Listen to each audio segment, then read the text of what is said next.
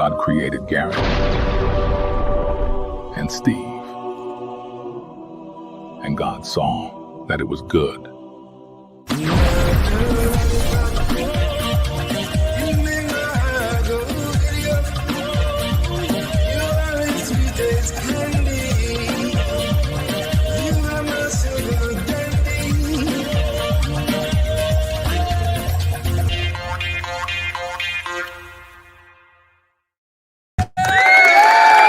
Hey, thank you, everyone. Thank you for coming out to Offside NYC. We love to see everyone here. It's All so right. nice of you. Stop clapping. Oh, stop clapping. Stop clapping. Settle down. Calm down. Settle down, guys. Enough.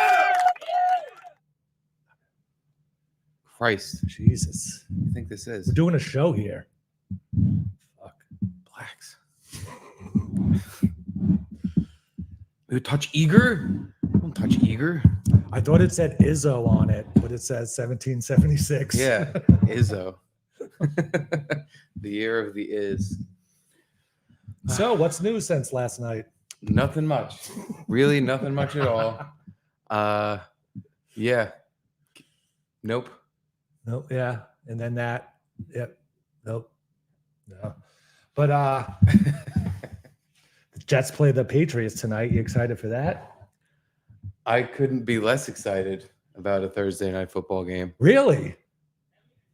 You know what? I take that back. I guess it is interesting because the Patriots aren't as bad as I thought they were. Uh-huh. For you, this has to be fucking monumental because this is finally, at least it should be, Finally. the year where everything tilts back. Where we have a better quarterback. And Yeah. within the last 20 plus years, the Patriots have dominated the Jets division.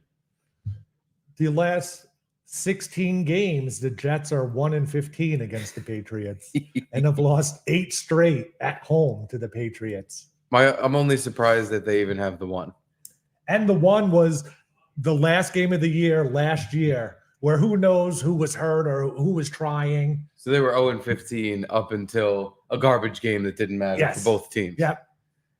Well, the worm has turned, and now the Jets potentially, if tonight they prove they're as good as they're supposed to be, they can Set the tone. be the new AFC East team Yeah. that rapes the Patriots every year for 15 games in a row. Well, Perhaps. Aaron Rodgers will only last 2 years, maybe. So we could get 4 games out of it, hopefully. I'd be happy if you got 2 quarters out of this game out of it. Oh, If I were you. So do I not jinx it and start Aaron Rodgers over Jalen Hurts today? You have to start him. You have I do, to, right? because you got to double down and root for your boy. I do. Yeah, that's what I was 100%. thinking. Okay, I'll do If that you don't, later. you're a coward, Uh-huh. and Aaron's gonna get hurt again, and he's the whole Jets motif. What they are, what they do. will Their just interior resume. design. Yes. Interior. He's an interior decorator. Our interior design is looking pretty spiffy. We stole an item off the shelf today because it Mhm. reminded me of the gold eagle I have at home. Yeah. Maybe take some more of that. But before we wrap up the football talk, I did send in a Fireman Ed video, which makes me hate being a Jets fan. That this guy is revered and people try to get him on their podcast, their Jets podcast. Is to he talk revered? Yes. Who fucking reveres this douchebag? Jet Which, by the fans. way, for anyone who doesn't know who Fireman Ed is, my understanding of the man is he's Boltman for the Jets. He's Grimace. He's the Jets. Grimace for the Jets, but he's not, unlike Boltman and Grimace, he's not that likable. He's just a loud jerk off who screams at the games, and he made himself a character. Yes. And had arguments with the Jets franchise, and refused to come for like half a year because they wouldn't give him his tickets for free. people cared. That's the part Yeah. that blows my mind, is that people cared that the guy that wears a fireman helmet at the Jets game wasn't there. And he just screams, "Let's go Jets." That's his big thing. Jets. Oh, excuse me. I didn't. Gee. I'm sorry. I Excuse acted me. like I didn't know that. Yeah. Uh, But I never got like how the stadium couldn't just pick up the slack for him.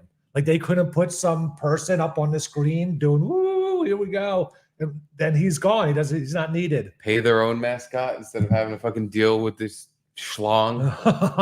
Fucking just get a guy, Johnny Jets. Oh, I don't. If they did that, if they just threw in a replacement, people would start throwing beers at him. not a replacement, but their own bolt man, their own, like a guy who's a pilot or something. Like, hey, I'm fucking Looks like the Snoopy Red Baron thing. With Pete the pilot. Yeah. Instead of Fireman Ed. Ugh. Well, anyway, so this is your boy. This is your, he leads cheer. He's sort of a cheerleader. Well, you'd be happy to know the fat guy who he used to sit on top of his shoulders to do it, I believe is dead now. So he has no one to sit on top of the shoulders of. Good. I'm glad. It's a good thing he'd. So anyway, what is this? This is his video just for a tonight's message. game. A message. Oh, this is for tonight's game. Okay. Yeah. Well, I can't wait to hear it. Had to take the old helmet off the shelf. We're going old school. 1988, 89. Johnny Cirillo and Frankie Campese, FDNY, made this helmet years ago when we were rolling. Anyway, listen, you know what you got to do, Jet fans. Get in that game early tomorrow. Shut the barbecues down. Put the coolers away. Let's roll. Let's get the place rocking. Listen, we haven't beat the Patriots since 2015 in our house, okay? It's about that time. Let's go. Let's rock the house. Let's take care of the Patriots. We haven't beaten them since Ryan Fitzpatrick was in the house and beat them. Okay, well, Fitzy's back. Fitzmagic is back tomorrow night with Amazon Prime. Let's go, Jet fans. Let's go. J-E-T-S. Jets, Jets, Jets. Old school's back. Let's go. You excited now? I'm once again ashamed of Italian Americans. He sounds Italian. Yeah, I believe so. He reminds me of the Bufumo family, the AJ and Big Justice family, and I'm discouraged. I hate now that I'm in front of a camera doing something because like, this must just be how I come off. Just like this fucking absolute mongoloid spaghetti retard. I don't. Nothing he said brought anything to Ryan Fitzpatrick, who's not known to be a Jets quarterback, is back in the building because he's pregame hosting the game for Prime. That was his big reason why. And he beat the Patriots the last time 8 years ago. So that's good luck. I don't know. I don't know, man. I don't know how you root for this team. It's just like with the Yankees, where I'm glad we don't have these characters because it would make me want to root against my own team. Yeah. Just so I can watch Fireman Ed go, oh, like I want them to keep panning the camera over to Fireman Ed while the Jets get fucking ass raped on the field. And I just want to see his repeated, oh, oh, oh. Slamming his helmet down. Ah. And he's, or even better, because I've seen this where he's trying to rouse the crowd around him because the Jets are down 20 fucking points and no one's responding. There's just crossed arms around him like, shut the fuck up, Ed. You're doing terrible. He's like, come on. Let's go. Yeah. I don't know why I hate it so much, to be honest, because he is just like trying to be super supporter of the team. I guess I hate the self-importance. It's what I see in myself that I hate, the ego. Yeah, I guess so. Yeah, because like soccer fans are known for having like their chants, and it seems cool when when I went to the game and heard all it was like, oh, this is awesome. Everyone chanting together, and it sounds cool and it motivates the team. But yeah, for some reason when he does it, well, and I have a whole back history where he stole it from the upper decks, and you know. Well, I remember we talked about it on the football show, but Fireman Ed's history of just being annoying and involving Jets management with his fucking bullshit. But I mean, at the soccer game, was there any character? Was there someone like, hey guys, hold on, don't chant until I start the chant, guys. It's about me doing this. Kind of. There was like at least one, maybe two drum guys, like one with like the big bass drum, and they kind of like if they weren't drumming, no one was chanting. But I don't know if they were Wow. like, I don't know if there was like a maestro that gets everyone going and says hit the drums, but Drum and Jim over at the soccer game. that's what it was. It was boom, boom, boom. That's upsetting. The whole game. But yeah, Sorry, I'm like low energy right now because one, I haven't smoked today, which you would think that would give me more energy. Right now, it's I feel low like you energy. usually don't smoke when you come here. Not really, no, Yeah. not at all. But me and Garrett went and got some Vietnamese food and just pounded I just ate a foot-long sardine sandwich. And Were the bones still in it? Or they were fillets? no, it was definitely fillets. Yeah, Okay. there was no bones. It was just kind of like a tuna sandwich. Yeah. Charlie's sardines. But But with tomato sauce. I feel like I ate a fucking bowling ball. I have just this, but you have the same size sandwich as me, so I'm Yeah. surprised you're not like, No, I'm fine. losing steam like I am. Food affects you so violently and quickly. Yeah, I think I've done it this time. I've really fucking trashed my guts.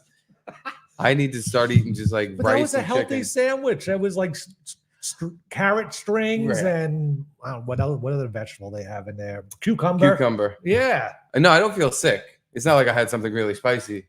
I just feel like, ooh, I could use a nap now. No, I even went the spicy kind, but it wasn't that spicy. Oh, now I wish I had gotten the spicy Yeah. one. But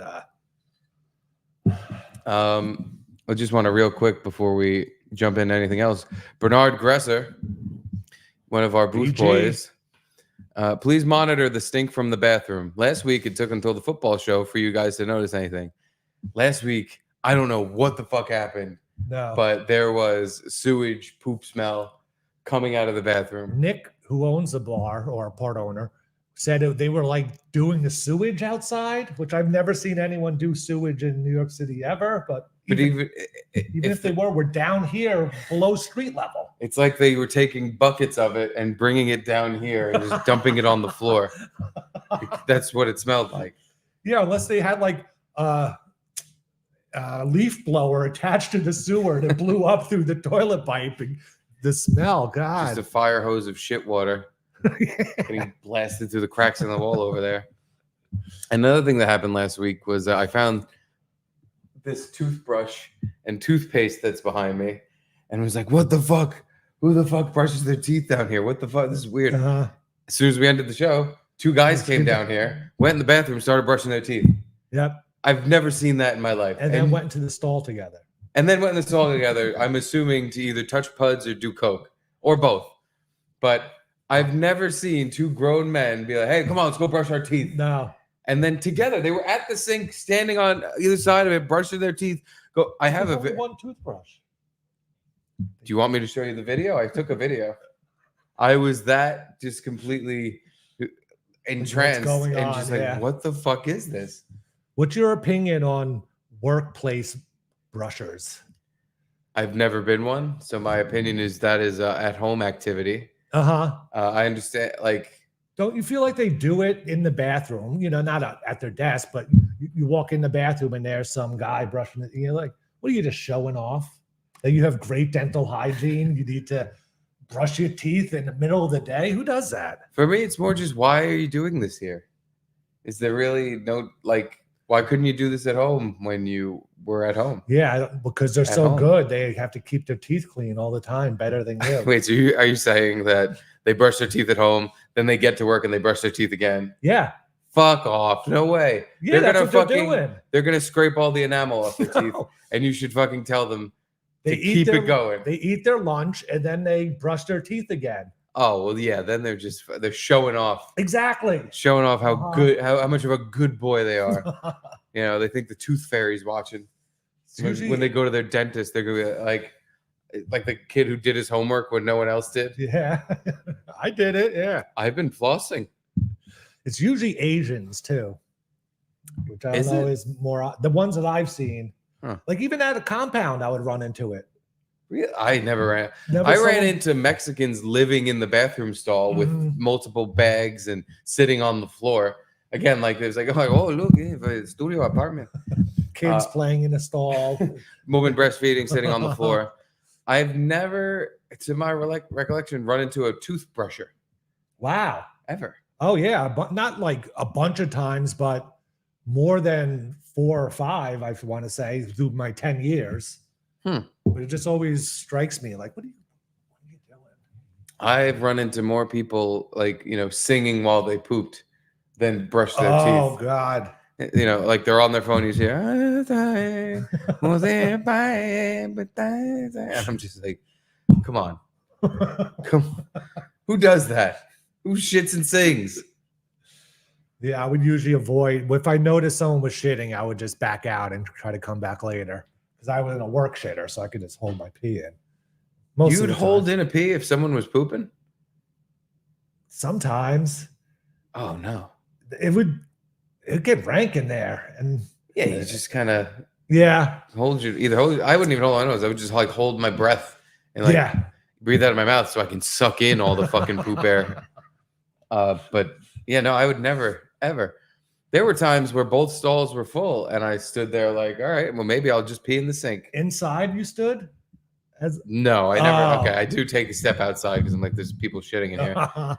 But yeah, no, I'd wait because I'm like, I gotta pee right now. I'm not fucking coming back. I have things to do. I have buttons to press. Yeah, but I don't. You never know how long you're gonna have to wait out there. Then well, that's when you start it's like banging on the door. They're both shitting. It's like if I could wait 10 minutes, maybe they'll air out. By the time I have to go back, I don't want to just dive right into the worst of it. Like sitting at your kitchen table last night after the show. I was trying to kill Garrett after the show yesterday. I don't know what set in on my insides, but pretty much the second I hit end stream, I just started going off. But it wasn't even sounds. Most of the time you were like, it's just a silent one. And they would be the worst. Well, yeah, I would have hot like that fucking and I was like, ooh, that didn't make a noise, and that was very hot. Was it a teriyaki fart? Is that what that was? Teriyaki, coconut, amino acid, chicken. I'm not exactly sure what. Maybe it was because it was National Cheeseburger Day yesterday. Perhaps it was the cheeseburgers, but yeah, usually my farts are loud and not stinky. Yesterday it was the opposite. Yeah. I had ones that straight up didn't make noise, where I'm just sitting there and you're walking around putting stuff away, and you're just.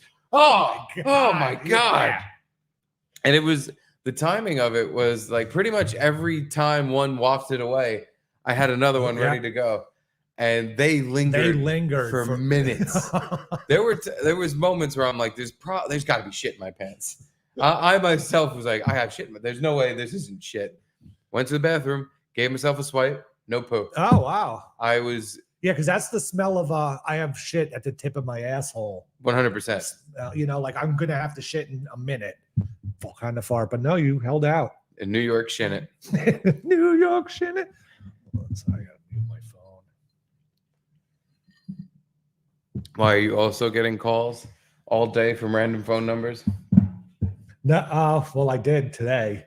Yeah, well, weird. You did, and now you're getting a better modem. Yeah, because you answered the phone. We don't know yet. Actually, so far you have fallen pretty deep for a scam. I have. Even though they haven't asked you for any information, which is beyond weird to me. Yeah, I got a call this morning from a 917 number, so not like a business kind of number, and it said some Indian woman's like, "Hello, I'm calling from Optimum. Is this?" And she said, "Garrett Andritz." I'm like, "Yeah." And she's like, "Oh, we're just calling you about our service." I'm like, "How's it going?" I'm like, "It's fine." Okay, good. Well, do you still live at this address? And I'm like, oh boy, who is this? Like, why is Optimum just calling me and asking me how I like their service? And I'm like, yeah, that's my address. Well, we might be able to get you a new deal on your internet. You're paying this amount per month. And I was like, yeah, I'm like the exact amount. And I'm like, where is this going? And she's like, well, hold on a second, and I'll see if I could get you a deal on your internet. How are they going to scam me? When are they going to, like, okay, if you give us your credit card number, now you could get this new deal on your internet? Or what? Maybe It was like how in the movies and TV, when the police are trying to trace a call, they just got to keep you on the phone. Maybe there's like they're literally looting your phone for all your bank records and credit card numbers, passwords. Yeah. Just by having you on the phone, they somehow are accessing you through the mainframe. They're hacking you. Didn't like the Israeli CIA have that on? There was some program on the phone that they were talking about Pegasus. on Joe Rogan, right? Yeah. Pegasus. Where you didn't even have to click a link or they just send you a text message and then you had the virus. Yeah. They could take control of your phone. They could basically mirror your phone and have full access to everything on it. Yeah. But no, they were like, this is gay. Why don't we just blow some cocks off? And then they did it again with walkie-talkies the next in day. Lebanon or something. Yeah. Blowing a lot of dicks off. So anyway, this woman's like, all right, well, hold on. Maybe we'll be able to get you a better deal on your internet. Okay. And some hold music comes on and it's like, not like that Cisco song that we were playing, that jam and hold music. And it was kind of just like the same message repeated and repeated. And I'm getting kind of like, is this some Indian scam? It seems like it's an Indian scam. Yeah. And I'm on the hold and it's like a little longer than I thought it was going to be. And I'm like, oh God, what is she like? The people getting all her shit together to get a new guy to come scam me. There were 3 Indians in a room going, I fucking got one. Oh my God, this guy, he's letting me come to his house. That's what I pictured. So yeah, she comes back on after like 3 minutes and is like, yeah, we could give you your internet for, I was paying like $108 a month. She's like, for $60 a month. I'm like, okay, waiting for, if you sign up to our, use our landline service. Just give me all of your passwords for all of your accounts. And then we'll give you free Wi-Fi. And then she offered me like, do you know we have cell service now? Do you want to sign up for that? And I was like, I was actually thinking about it, but I'll think about it more. And she's like, okay. Well, we just need to have some technician come by to install the new modem and blah, blah, blah. And is this day good for you? No. Okay. Is this day good? Yep. Okay. Thanks. See you later. Never asked for a credit card. Never did it. And I'm all right. And then Optimum texted me like, here's your confirmation of your service coming. And then sent me an email saying, how was our customer service? I don't get what company calls you and says, we want to take less of your money. Is there anything we could do to give you, and we'll come to your house and install something for free, but give you less of your, I don't know. It sounds very much like you fell for something. Right? I don't know what exactly it is. There's a part of the phone call, maybe you don't remember, where she was like, okay, just click this on your phone. Boom, got it. Okay. Put in your social security number. Don't worry, they're on their way. They're coming to give you more cheap internet. Is it this deep where they bring up me some like new modem that somehow steals all my information because it's connected to my computer and they just dress up as Optimum guys? I don't know. Just kidding says it's to keep away from net zero. That also what I was thinking. It was like Verizon Fios, I think, is in my neighborhood now. There's other options and maybe people are leaving. Oh, so they're like, we got to call the only people left and give them this shit for free or else we're not going to have anything. I can buy that. All right. But again, it sounds like no one's going to be coming to your house. There's going to be a follow-up phone call where you are going to have to give some information. Then at some point, a brown man is going to be naked standing in your doorway. Like, I got you. You're so stupid. Why would we call and give you fucking less money on bill? Why would we call you for that? You are a fucking big sucker. Big sucker. I hear you. I would be. Hey, it's like Con Edison calls. Hey, do you want to like pay less for your electricity?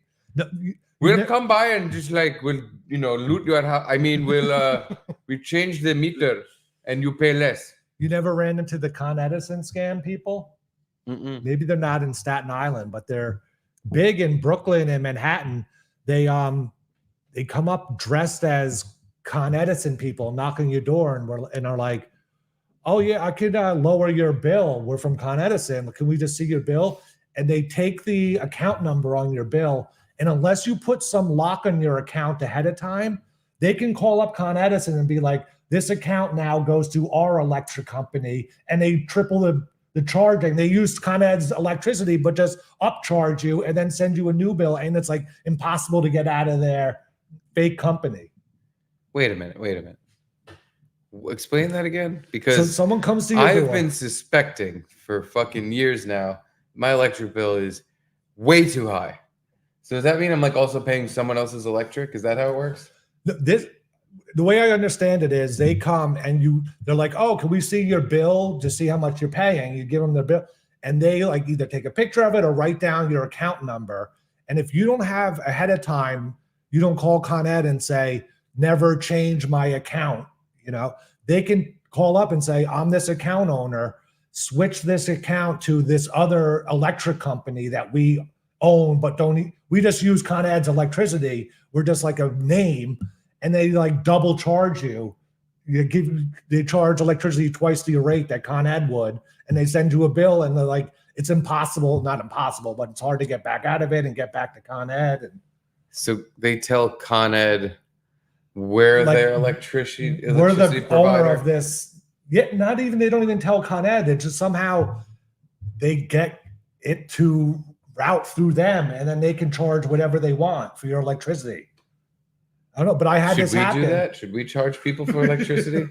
I had it happen, and I almost got caught because the guy was wearing the Con Ed stuff, and he was like, yeah, do you have a Con Ed bill? And I did, but luckily it was like the one we ripped off and sent a check in with, so our account number wasn't on it. And I showed it to him, and he noticed there was no account number on it. It was like, oh, it's all right. Actually, I don't think we could do anything. I got to go. He bolted. But I would have gotten scammed. Can't do anything for you, loser. But I think we had a lock on our account. Do already. not redeem. Yeah. Have you ever seen that? No. It's not worth getting into. Never mind. It's a long Indian thing, but it's along the lines of being scammed. Yeah, I've never, to my knowledge, unless I'm literally paying a double electric bill, I think I've never fallen for one of these. But it's not because I'm smart, nor not gullible or any of these things. It's because I don't like answering the phone. Yeah. And if it's a number I don't know, I'll answer it if I'm expecting a call from like unemployment or something. But the second they identify themselves and it's not something I want to call from, even if it's like sometimes a dentist appointment I have, I'll just be like, yeah, I'm coming. Like, shut up. And I just hang up. Because it's automated. I'll hang up on a person. It's just like, yeah, I'll be there. Bye. Like, you don't need to confirm an appointment with me 3 times. I seem to pick up most spam, unless it comes up spam, but any unknown number. And I want to say like 70% of the time, there's just no answer. And that's another one where I'm like, what are they getting off my phone when they do this? Because they're getting something. Something's happening. There's no way Or are they just tracking that I answered the phone, so I might answer another call? Maybe it's like, oh, this guy will answer the phone at this time. Yeah. Someone can purchase that information for some useless fucking reason. But yeah, I'm surprised you pick up the phone. If you don't know the number, what are you expecting to be on the other end? Hey, Garrett, you just won the lottery. The phone lottery. Excuse me. It worked out for me today. All right. If you actually end up getting a new modem and a cheaper bill, you did win the phone lottery. Thank you. Absolutely. But that's not a typical thing that ever happens to anyone. The publisher's clearinghouse doesn't give big fucking checks through the phone. You don't try to like just fuck with them or see how far you can get into their system. What about the car insurance, car warranty one? I've tried so hard. I've like hit the button to continue and then told them I'm making my car. And the first time it was like, I said like an 84 like Ford Taurus. And I guess that was too old. So that they were like, oh, we don't work with that. And I was like, fuck. So then the next time I tried newer cars, but I can't like get past them. And I don't know, like I can't figure out how to get the next step to have someone call me back. Too paranoid. I'm too paranoid to fuck with them on the phone because I think there is something they're getting out of me just by keeping me on the line. I don't want them to have anything. You should ask Caitlin the next time you come over. about the last time I got a call from one of these numbers because I was waiting from a call from unemployment to finally get me. So I pick up the phone and it's a Chinese guy speaking in Chinese. He's like, and I was angry. So I just started talking like a black guy. Like, yo, who the fuck is this? Who the fuck's on my motherfucking phone? I said the N-word 3,000 times. It got to the point where I was now just saying the N-word into the phone. Keep talking? He kept talking and he started laughing. When the more I like animated and like more I was screaming on the phone, I just hear this guy. He kept just saying like, and I just hear like he started laughing at me. And I said, but then Caitlin's like, hang up, what are you doing? Stop. And I'm like, what? I can't have fun with this fucking train. And she's like, he's probably getting something off your phone while you're doing that. And I'm just I feel like that's paranoia. I agree, but it worked because I was like, oh, he probably is. And I hung up right away because he didn't seem interested in what I was saying. And he was speaking in another language entirely. And he just kept talking. And he laughed but I feel like little Chinaman got the last laugh because ever since that phone call, I've been getting a ton of more fucking random phone calls. Yeah, that's the problem. I feel like if you pick up, they at least mark down that this number is a pickup number. Sucker. Get more calls. Yeah, I was the fat, loud, black sucker on the other end. Oh, he said "N-word" a lot. That was my favorite conspiracy before the COVID lockdowns. Was everyone was getting those Chinese spam calls? I was just yelling in Chinese, and it was like, why are they even calling me? I don't understand this. And the whole conspiracy was it was people in China saying, we created this virus, it's coming to New York, and it's gonna get everyone, watch out, beware, don't fall for it. And we didn't understand what they were saying in Chinese. Oh, we Chinese, we play joke. You're gonna be coughing a lot. Yeah, now I'm upset I didn't pick up the phone because I have one from 27 minutes ago, which was spurring this whole thing on. And if you ever try to call it back, it'll say like not a real number or. Well, let's see. Yeah.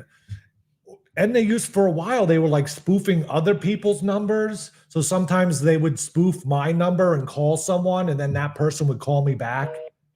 See? Yeah. And then I would get a call back. I would just get a call from someone and be like, why'd you just call me? And I'm like, I didn't call you. I don't know what you're talking about. And it's like, I got a call from this number. And it's like, oh, it wasn't me. You never ran into that? That's never happened. Oh. I would love for that to happen. I'd be like, you called me. No, you called me. No, sir, you called me. I would have that conversation for an hour. That's how it kind of goes. But then the person just hangs up immediately. Oh, see, I would stay on the phone for that. That's the exact call I would stay on the phone for as long as possible. It's just arguing back and forth about who called who. Who called who? Who called me? You? And I acted like a black guy to him. Is this who? Who called me? But yeah, I'm hoping I get a phone call so I can answer it and have my phone bugged and get 5,000 more fucking bullshit calls. I have a quick story before we get to the Garrett sheath of prep. Well, actually, I have a few things, but there's one thing that I thought was funny, and it's a New York Post story. No big deal. But the first of all, what reminded me of this is when I open mail in front of you and I use a box cutter. I thought the same thing. Oh, you saw this too? Yeah. Okay. Whenever I open mail in front of Garrett, I use a box cutter. And I like to cut towards my body because you can get more leverage. More leverage. You can kind of get more momentum when you're slicing through. I mean, your muscle works this way. It doesn't, it works going the other way, but not as strong. Correct. Yeah. So just in celebration of the fact that we have 11 parcels waiting for us at the mailbox that I have to scoop up this weekend. Plus, someone else contacted me. I probably have more coming. In addition to the 11, so I'm gonna have to fill up the Conti Hyundai. You have to rent the U-Haul. to get this mail at my house. That was that sardine burp. That was Sardini. Oh my god, I'm just upset this video is not playing the way I want it. But anywho, was it a video about that? It kind of bad. There's no video. It just had to be like text over pictures kind of thing. I may finally be convinced that cutting towards my body when I'm opening up a package is not the greatest idea. Because There's potential in there for harm. Loner stabbed himself to death trying to separate 2 frozen burgers with a knife. Now, I've done this a bunch of times. Probably every time I've ever had frozen burgers, I'm impatient. I can't wait for them to thaw out enough for me to just peel them apart. So I take a very sharp knife because sharper knives work better. Yeah. And I jam it between the burgers and I fucking go like this if it won't go through. Never considering for 1 second that I could absolutely murder myself. It just slip off the burger and come down into your leg. Yeah, cut an artery. Yeah. Or do what this poor loner did.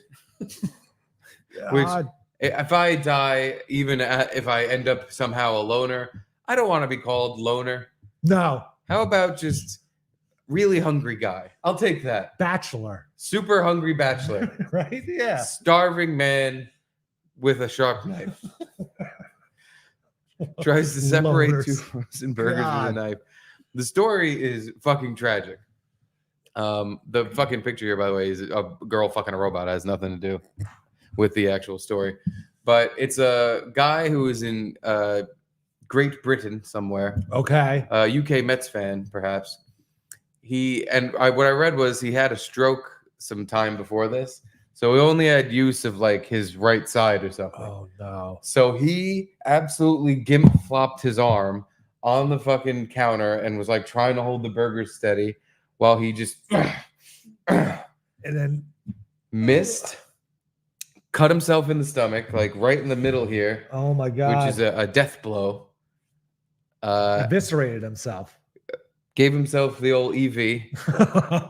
And the cops at the crime scene said that they pieced together what happened, that it wasn't a suicide or a murder. Hamburger patties, raw hamburger patties. He was like laid out on his bed, like he passed out from bleeding out, Mhm. like he wasn't planning on dying. He just kind of fell onto his bed, and when they went into the kitchen, there were hamburger patties that had been there for a few days, just on the floor. Oh, so he went to his bed to die. He panicked and was like, "Fuck! Ugh. Oh, I'm And tired." Limped over to his bed. Oh, yeah. Ugh. All this bleeding out's making me sleepy. I'm gonna take a nap and then I'm gonna go to the hospital and see if they can sew me up. Oh my God.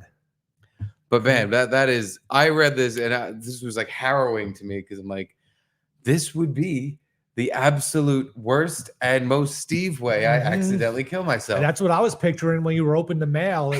Not that you would kill yourself, but you were just like holding it with your wrist here and just like pulling the right along your wrist line. It's like It's great. Like do this to yourself. You feel like you can pull your entire bone out. You have so much strength on this angle with this arm holding you steady.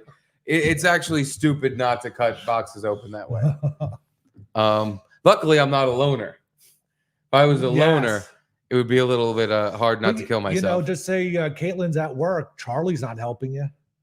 No, he's gonna have to watch me die. Unfortunately, he's gonna be doing this little baby claps while his dad's just like, "Oh, Charlie, I'm sorry, lunch is gonna be late." He's gonna run you over in his cart. He's gonna blast me. Yeah. But yeah, that was just a quick. Oh, wow. How you doing? Hope I don't ever stab myself to death accidentally eating frozen burgers. So they did find like the raw patties on the floor, and that's how they found them. Sherlock Holmes, because again, this was in Britain, so he walked in, and then again, what if it was the most well-staged murder that this detective's ever seen? Not even well staged. You just stab a guy and then throw 2 raw patties on the ground, and you're like, no, that's what it had to be. You got to put him in the kitchen, though. Yes, patties, yeah, there has and to a be cutting board. Blood spatter Maybe. and patties in the kitchen. Not even a cutting board, Because really. he has 30 stab wounds in him in his bedroom. They're probably not going to fall for the old burger trick. You need it's got to happen on location in the kitchen, and it You has only to get be, one stab to kill the guy. You got to make it good, Yeah, because there's no way. but he only got one stab and was able to do it himself, so I'm sure I could do it. As fat and hungry as I've ever been, I don't think I could stab myself and then just go, shit, let me try again. I'm so hungry. I'm so hungry. Let me keep trying. No, I think you get the one try. The sad thing is, this guy, he could have waited 10 minutes and he'd still be alive today. It doesn't take that long for thin burgers to thaw out. If it was just 2 of them. And you think someone with use of only half their body would have a little more patience for the. Yeah. But then again, no. If I had a stroke and I was fucking doing this all the time, I'd probably be fucking pissed off about everything. Fucking burgers. Everything would be fucking this, fucking that, fucking toilet, fucking that. Like, and you'd eventually stab yourself in the gut from the pure rage of all the fucking shit around you. They have your faces got a little goofy, and people. You can tell they're really nice when they're around you. But the second you walk away, they're doing this. They're making fun of you. I don't know. I've heard that people that get like a stroke or become paralyzed or in the wheelchair, like, yeah, in the beginning, there's a stage of depression, but then they get back to their normal happiness level that they were before it. Like, if you're a happy person, you're a happy person, kind of thinking. No way. Sorry, that's what I've heard. But I'm sure what happens is you appreciate being alive because you literally almost just fucking died. Yeah, your body just started going, and you smelled the burnt toast, and like that's got to be a lot of people that jump off of bridges say that if they survive, they now live life to the fullest. And it's like any near-death experience can turn you around to. Like, oh my God, I thought my life sucked, and then my life now really sucks, but I almost died, and it's better than that. I guess like restarts your brain and makes you kind of like it definitely jumbles things up in there. Whatever funk you're going through gets a little. Maybe we need like a suicide simulator that people that are depressed can do, and it like hooks up to your brain. It makes you think you stabbed yourself and you died, or whatever it is, and then it's like, nope, you're out of it, but. Your brain does that reset and you live life to the fullest now. Yeah. Could work. I think that's like electroshock therapy. The kind of the theory there is that if they just traumatize your brain enough with electricity, it'll rewire and get that's dopamine and serotonin flowing in a different way. And that could make you feel better. Yeah. I say do drugs. That's what Frozen Burger Man should have been doing. Yeah, I'm sure he was on drugs. Make both sides of his face go fucking wonky. I'm just amazed they eat burgers in England. For some reason, I don't think they eat burgers over there. Right? Extremely American death for that side of the pond. Yeah. I did. I was surprised when I read the article and I was like, England? What the fuck's he doing with frozen burgers over there? Yeah. Like I could see maybe they just make some burgers, but not that they would have a frozen burger company over in England. Yeah. Oh, I'm going to have myself an American-style beef Wellington. I put the bread around on the top and bottom, but they leave the sides open. Turned Australian for a second. Caitlin just texted me this. She's monitoring the episode from Gina Marie. Hey, everyone. Caitlin's calling in. Oh, okay. I was like, I don't hear anything. Forgot I don't have headphones on. Imagine Caitlin having to tell people she lost her husband to a frozen burger. Well, I could imagine that. I can imagine Steve was so hungry, he ate a frozen burger and it had salmonella in it. Steve was so hungry, he ate 500 burgers and died from being fat and fucking stupid. She's probably at some point, hopefully way down the line, gonna have to tell a version of that story where burgers killed her husband. It might not be a stab wound burger, but it's probably gonna be a clogged heart burger killed my husband. Grilling accident. I can see you dying in a grilling accident. That would be apt for you, That'd be kind of a fun way to die. Doing what he loved, cooking food. Being fat and lazy, not cleaning out his grease trap, not cleaning the grease out of the grill, just big grease fire takes him. Well, he's burnt to a crisp but still chewing on the burger that he managed to scrape off the grill on his way down. Yeah, I just hope I'm well into my, it makes sense he's dead years before. Yeah. I don't want to die tomorrow from burger stabbing. No, oh yeah. Charlie's all grown up and everything. Yeah. Yeah, he needs to be like well into his adulthood where he doesn't give a shit about me or call me anymore. Like he's got to be wishing you were dead by now to get your savings. Yeah, kind of like, God, my dad's such a drag. I hope he dies. It's so wrong to think. I hope he doesn't ever think that, but who knows? What if he just up and decides one day, my dad stinks? It'll happen at least for a few years. everyone goes through that stage. Yeah, there's a guaranteed puberty hit where he's gonna think I'm a fucking complete loser, and he will treat me as such. Is just what happens. Yeah. My choice in that is: do I go the angry dad route and fucking be very disciplining? You turn your hat around and try to be cool dad. Hey, what are we going to a keg tonight, son? Yeah, I'll buy one for you and your friends. I don't care. I'm cool dad. No, I think I'm more apt to be angry dad. Because right now he's a baby and even when he does stuff that's, like I'm like, no, it doesn't piss me off.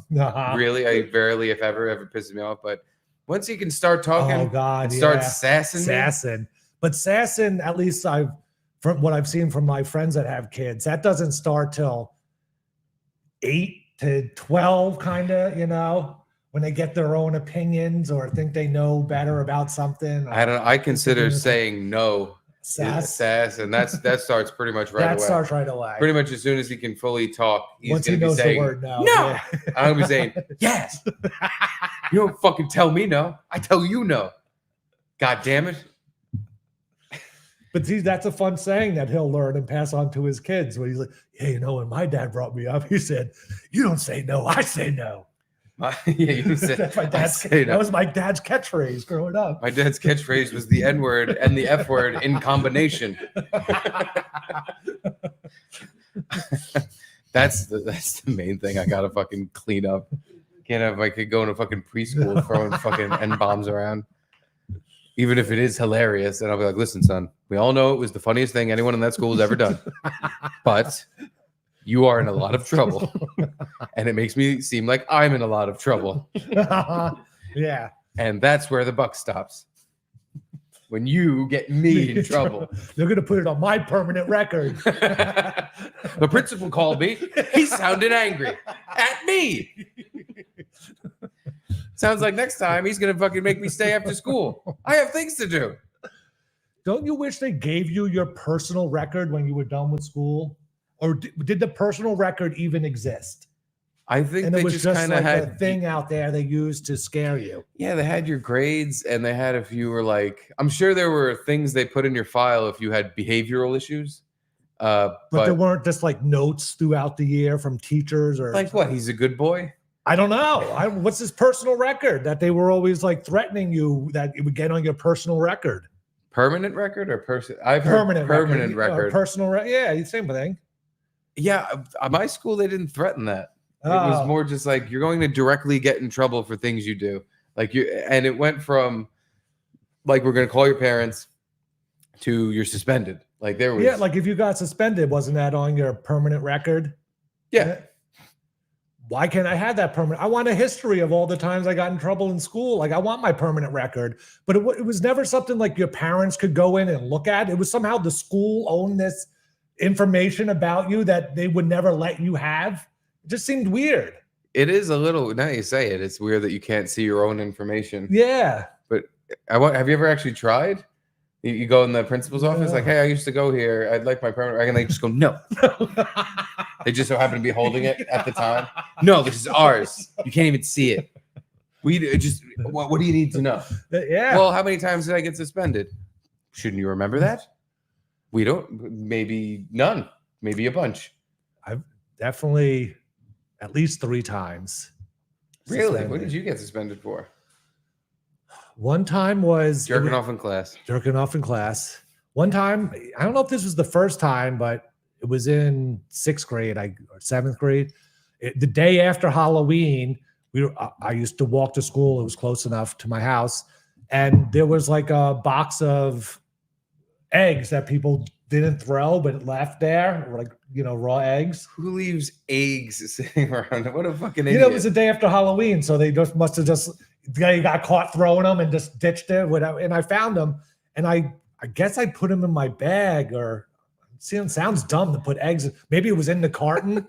But I pranked myself. I showed up to school, opened up my backpack, and there was eggs everywhere. Just smushed. No, and it was like we had lockers and people. My friend was walking by in between class, and I was like, "Hey, look, I found some eggs." And some fucking kid that was like a bully kind of kid. That's like all Mr. Tough Guy was like, hey, he's got eggs, and like told on me to the teachers. And then I got in trouble for it. Yeah. It was a really weird situation because I wasn't like throwing them at anyone. I just showed it to a friend, and this bully kind of kid. Bully ran. Yeah. That's a fucking bizarro world. That doesn't even make Iorio, sense. I think his name was. That don't make no sense. What he should have done is while you were holding them, like crushed your hands and be like, nice eggs, loser. Yeah. Eggs. Oh, and I guess I got suspended in 4th grade too. So he pointed to the teacher and said, Garrett's got eggs. And then the teacher said, Garrett. Yeah. Somehow there was like a person to tell in that instance. And this bully who was like kind of down the hall that I remember, like it wasn't close to us. All of a sudden he just told on me, and it was, it's after Halloween. They just assume you're going to be throwing them in school. You should have pointed at that bully and been like, good job. Now I'm going to shoot up the school. You were just going to get eggs before. There was never a school shooting up until that point. Really? Wow. Yeah. So Columbine. Columbine was the year that my first year of college. Oh, wow. Yeah. So, yeah, you could have been the first. And I guess in 4th grade or 5th grade, I got suspended too. I'm kind of forget why. It was some sort of, I don't even think a fist fight, but some sort of pushing match with some guy at lunch. And then I remember they like gave me a note that I had to bring home to my dad and get him to sign to show that I told him I was getting in-school suspension, ISS.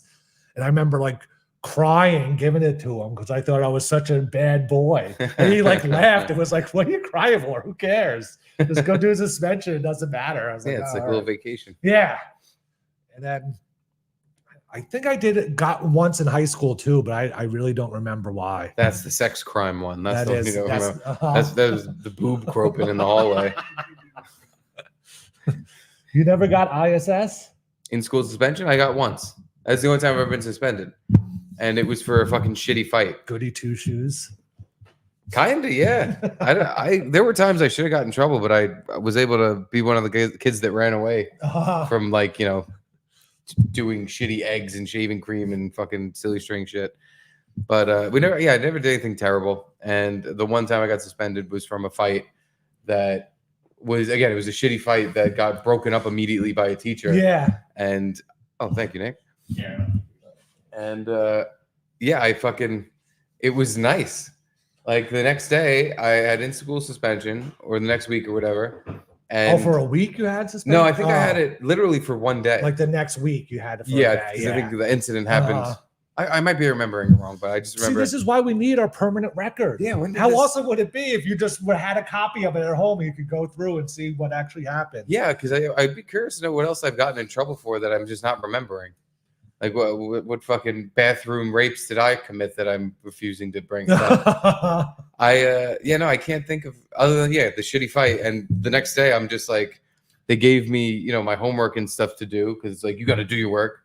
I did it within the first couple hours. Yeah. And then you just sit there. I'm sitting there with the gym teacher who I liked. He was a cool guy. And he's like, all right, we'll just like, I don't know, read a book or something. And I was like, all right.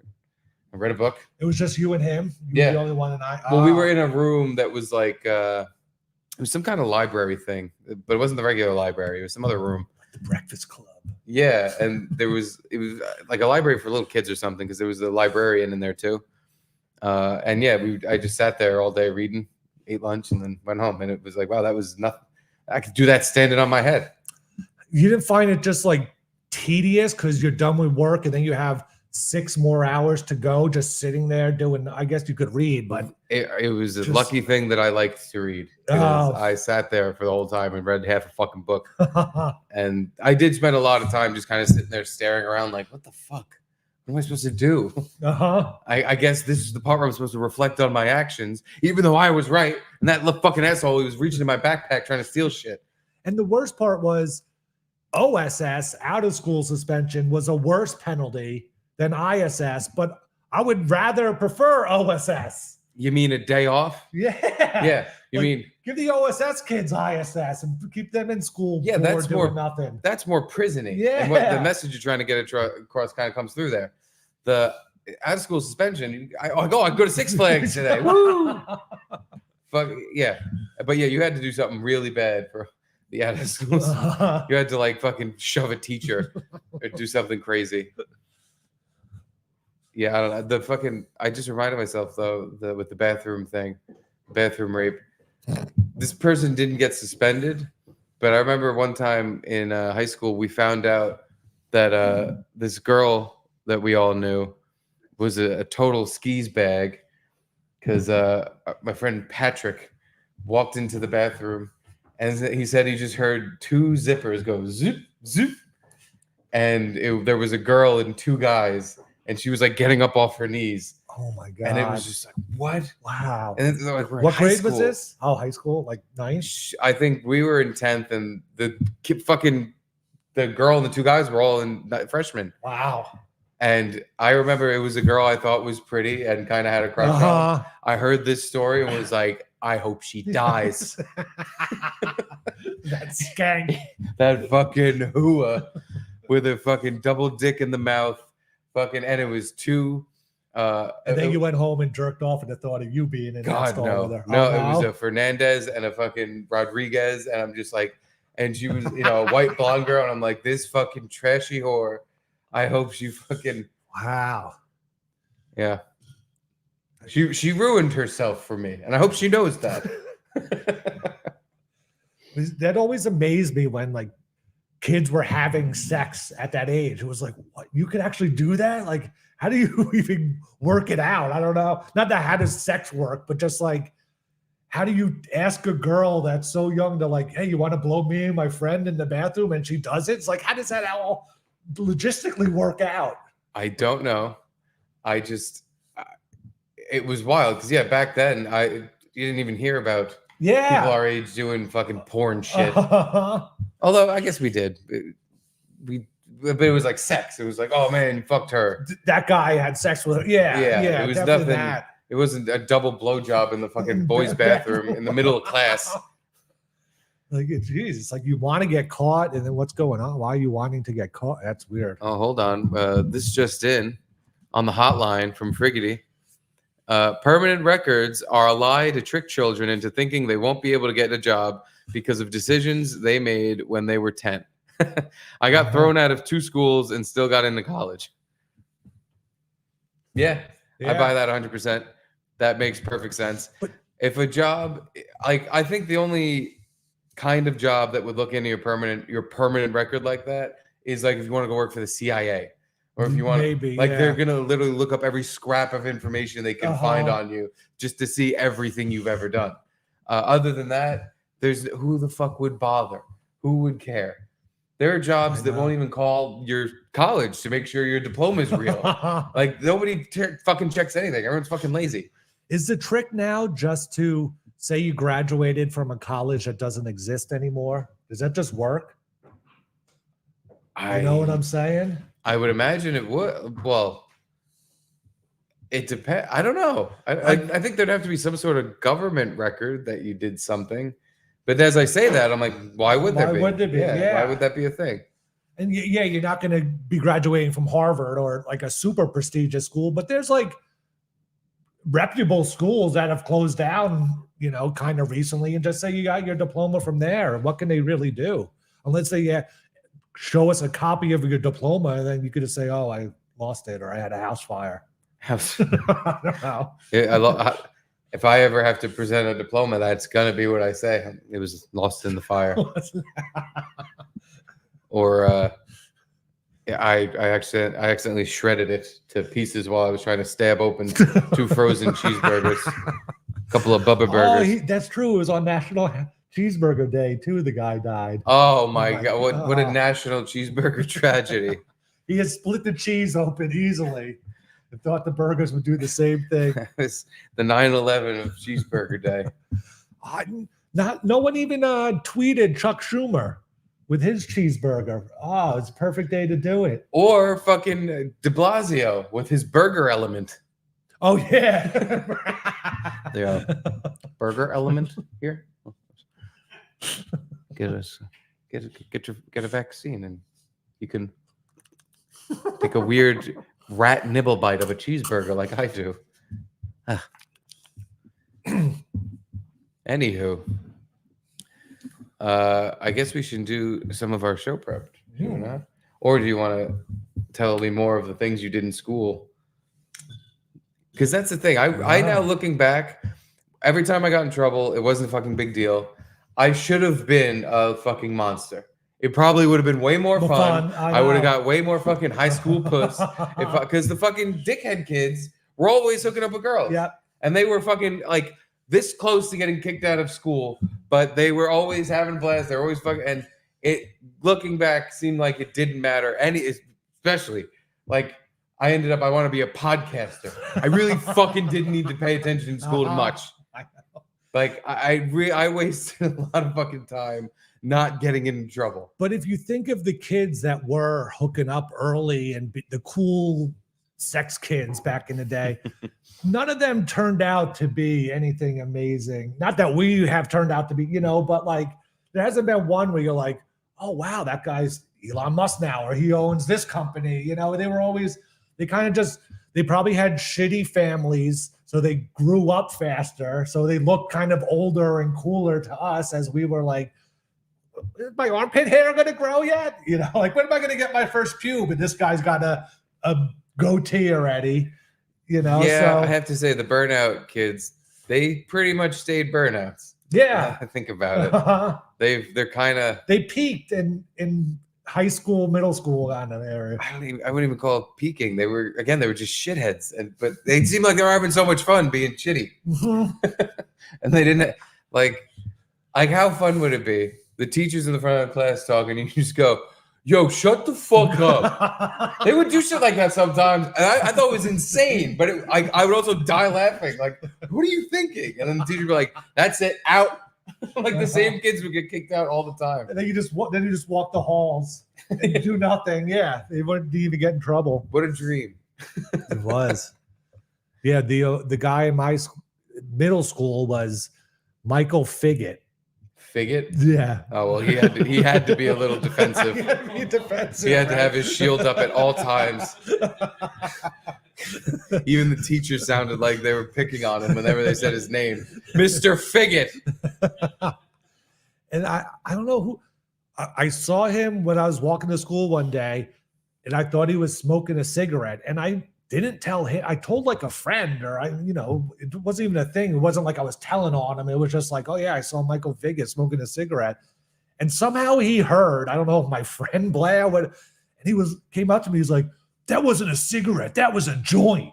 And I was like, all right, cool, good for you. Like it's even weirder now, but believe it or not, I was cooler than you once originally thought. I was on drugs, not cigarette drugs. Now quit calling me Figgett. Stop saying all figs burn in hell and stuff like that. God hates figs. Just because we talked about P. Diddy yesterday, did you see the Kevin Brennan clip? Wait, I think I did. Is that it? No. What is that? I don't know what this is. Is that the link I sent? I think it is. Yeah, that was just a comment on something. Oh, okay. So can you go to Felicia Gillespie's Twitter? Yes. So this is what I saw. Okay. This was the make me laugh thing. Yeah. Yeah. This was pretty fucking funny. I never heard he was on this show. I've never heard of that show. Really? Make me laugh? Yeah, I didn't know that was a thing. And the show he was on was a remake of an earlier one that was kind of like a game show. And these people would come on and you'd get paid for the longer you could go without laughing. Yeah, and they would have comedians come on and try to be funny. So Kevin Brennan's in this clip. This is from like the early 90s, I want to say. I guess mid-90s. And it's so funny. Just like with the Number One Son pilot, the pilot he had for NBC or whatever. He's hilarious in it, but no one else is like laughing at it. No one's laughing, but it's so funny to watch him before whatever it is that broke inside him finally broke. Yeah. Like this is Kevin Brennan with like kind of energy and like motivation to do, hope. Yeah, like this is gonna matter. This is gonna make me Neil. Yeah, like now I wonder if he was a regular on this show, or I don't really remember how it worked. If they just had like a stable of comics, or they just brought in new ones every show. But They have a stable of comics that are pretty unstable, if you ask me. Hold on. Yeah, maybe I should be on Make You Laugh. Yeah, So it seems like I'm right for it. make it clap at least. Yeah, make those cheeks clap. Anywho, let's watch Kevin Brennan with Hope. Make Live! Today's comedians are Kevin Brennan, Bruce Smirnoff. By the way, Bruce Smirnoff. Oh my God, Also, I didn't see that. yeah, right in the Make beginning. Kevin Brennan. Wow, That's he's hilarious. I love that guy. I also think he's funny. I can't get over though, because I've been watching the whole run of Seinfeld recently on Netflix, just as background noise while watching Charlie. And he said Kenny Bania was based on him. Yeah, So like he auditioned for Banya. yeah, because the story was from him with the Armani suit, Jerry. And the soup, right? That's the same story. Yeah, this doesn't count as a meal. Same story. Okay. Yeah. But in further episodes where Banya comes up, it makes me wonder, are these also based on Bruce Smirnoff? Because Larry David and Jerry clearly fucking hate this guy with all of their heart. They like want him dead. The way they write him into the show, it's like he's the biggest piece of annoying shit in the world. So it makes me think like, did Bruce rub off on people that way? But Costanza is Larry David, and he's written as a piece of shit too. It's not like he sugarcoated himself. So it was kind of just going with not stereotypes, but like, working off of that character, making him. But there's an more than he episode is. where I think Jerry's girlfriend has a protege. She has a mentor. Yeah. And the mentor, it turns out, is dating Banya. And he's like, I can't be with him. He's like, I can't have a mentor date or something. It's something along those lines. And it's just like, and there's other episodes where Banya just seems like Jerry, like it's not even a joke. He fucking hates him. Yeah. Like he really hates. And if it's based on Bruce, that means he's like, he really hates Bruce and thinks he's a complete fucking hack, thinks he's a terrible comedian. And because he kept saying things like, I don't even understand how he gets on stage. That's true. They definitely made him out to be a bad comedian. Yeah. Yeah. Ovaltine. Ovaltine. That's gold. Gold, Jerry. But anywho, let's get back to Kevin Brennan. Smirnoff. Greg on. Kevin Brennan. Keith says, make me laugh. Hey guys, it's me. Look, energy. How you doing? All right. Hey, how's it going? Pretty good. Relax. So I gotta make you laugh. Don't worry about it. So I was listening to, you like music? Yeah. Really? I was listening to Puff Daddy. You like Puff Daddy? Yeah, Puff's pretty cool. So you see what he did, right? He took the Police song and the Every Breath He Takes song. He took a hit song, made a hit song out of it. How hard is that? Is my question to Mr. Daddy. You know what I mean? Give me Stairway to Heaven. I'll make a hit out of it. Why don't these guys ever take a hard song like Chitty Chitty Bang Bang? Do something with that, Mr. Daddy. Nothing? So, you know what I mean? I think see a rapper with that. Do a Chitty Chitty Bang Bang. You're dead, Chitty. So anyway, you like the Spice Girls? Yeah. Really? Who's your favorite Spice? Seriously. Who's your favorite? Who is it? Pepper. Okay. So, I've never been this bad at this. I can't believe I'm following me. You did a good job. Kevin Brennan. Rebecca says, make me laugh. Runs on stage again. That first one. That's not Kevin Brennan. No, that was very painful. Even though I didn't even think what he was saying wasn't funny. It's just his delivery was a little like, come on. You're supposed His strategy was bad. He wasted 12 seconds asking, hey, how are you? How you doing? Do you like music? Like that wasn't even jokes. You got to start right off the bat, rapid fire. I feel like Kevin Brennan today would just walk up like, how am I supposed to make him laugh? He's black. He's not going to laugh at me. What am I going to do? He's fucking black. And then the black guy would laugh, yeah, by the way. 100%. But let's see if we can make Rebecca laugh. So how's it going? How's it going? So I moved because my last apartment I had a roach problem. I wake up with roaches on my face. Isn't that disgusting? Who am I, Papillon? I don't need that. Roaches on my face. So then I got a girlfriend and she was going to stay over one night. And I remember she said, do you have protection? I'm like, yeah, put this roach trap on your face and let's see what happens. Get it? So anyway, so you see him. She almost broke. She almost broke where I did, where he goes, get it? Get it? Oh, this is on comedy. This is a Comedy Central show? Apparently. Yeah, okay. That makes sense. Yeah. It makes sense. It does. But I was just wondering, because I know they had an older version, but I was wondering who would remake it and do it now or in the 90s even, but yeah. I only wish, because he doesn't do this, but I only wish that after he said, get it, he was like, get it, because the roach trap will go on your face. And then it's like protection. He was talking about a condom. Talking about a condom. We get it? The roach. Fuck this bitch. But look at the crowd. Are they the extra comedian? Like, there's two guys in suits and ties, at least. And the women are like in blazers. Yeah, I don't paid extras or people that just thought, oh, I'm going to a Comedy Central taping. I better wear my fucking suit and tie. Who would do that? I'm going to be on television. It almost looks from the blur that's Andy Kindler, the guy in the bottom left. It almost looks from the blur that there's a piece of charcoal behind Andy That's Kindler. Don Cheadle.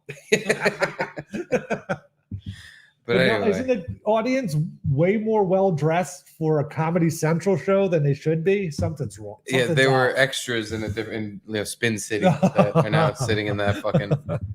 Movie G.I. Jane? Did you see that? No. You didn't? It was horrible. You know, the thing is, everybody wants to join the military. You know why? Because there's no wars. You know what I mean? Women want to join. Homosexuals want to join. I said let them in. Let anybody who couldn't get in the past into the military. Midgets. If you're 3 feet tall, you couldn't get into the military, but let them in. They'd be great fighters. They're angry because they're midgets. You know what I mean? They're low to the ground. You can't get a good shot off.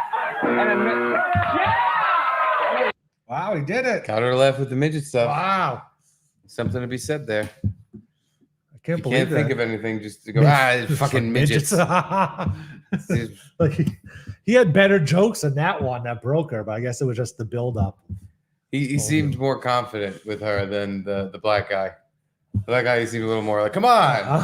Although I have to say, I would have died laughing if I was, when he screams, which one? About the Spice Girls. That was hysterical. And the black guy just says pepper. I like that answer too. That's a good, make Kevin Pepper. laugh. Yeah, that guy was so fucking clearly trying not to laugh and then had his own joke where I'm like, all right, this isn't your show. The comedian's trying to make it doesn't matter if you're funny. Like they're trying to be funny and, either laugh or don't. I don't know though. Like how cool would it be if you were on that show and you were like, yeah, I didn't laugh, but I got the comedian to laugh. Like I would think I was pretty cool. No? I guess, but like, what do you mean I'd feel cool? 'Cause Like you go brag like that's your enemy. He's trying to break you and you got him back. You hit him with his own medicine. You know what I'm saying? Like I'm in battle with this guy and I embarrassed him. I guess I didn't think it was. I mean, I've never seen the show, so I didn't. It's definitely not that. I've only seen that dramatic, clip. though. I thought they want it's called "Make Me Laugh." I thought it was like, make me laugh. No, Go ahead. they get paid if they don't laugh. Oh, So the whole thing that would is be so they have easy. to There was sit- money on the line. I don't care what you say. But that's the whole premise. It's like these comedians, at least the older show, it was Sardine burp. that people would try not to laugh, and you just really had to get a good joke in there.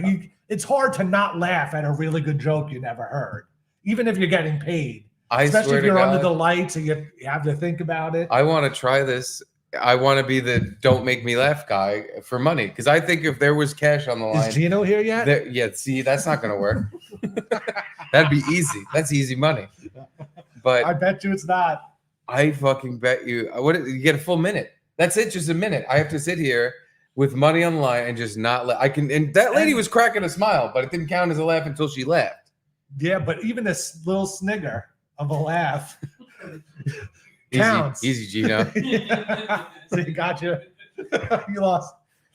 Okay, Gino would be able to break me if for 59 seconds straight he just was yelling the N-word at me.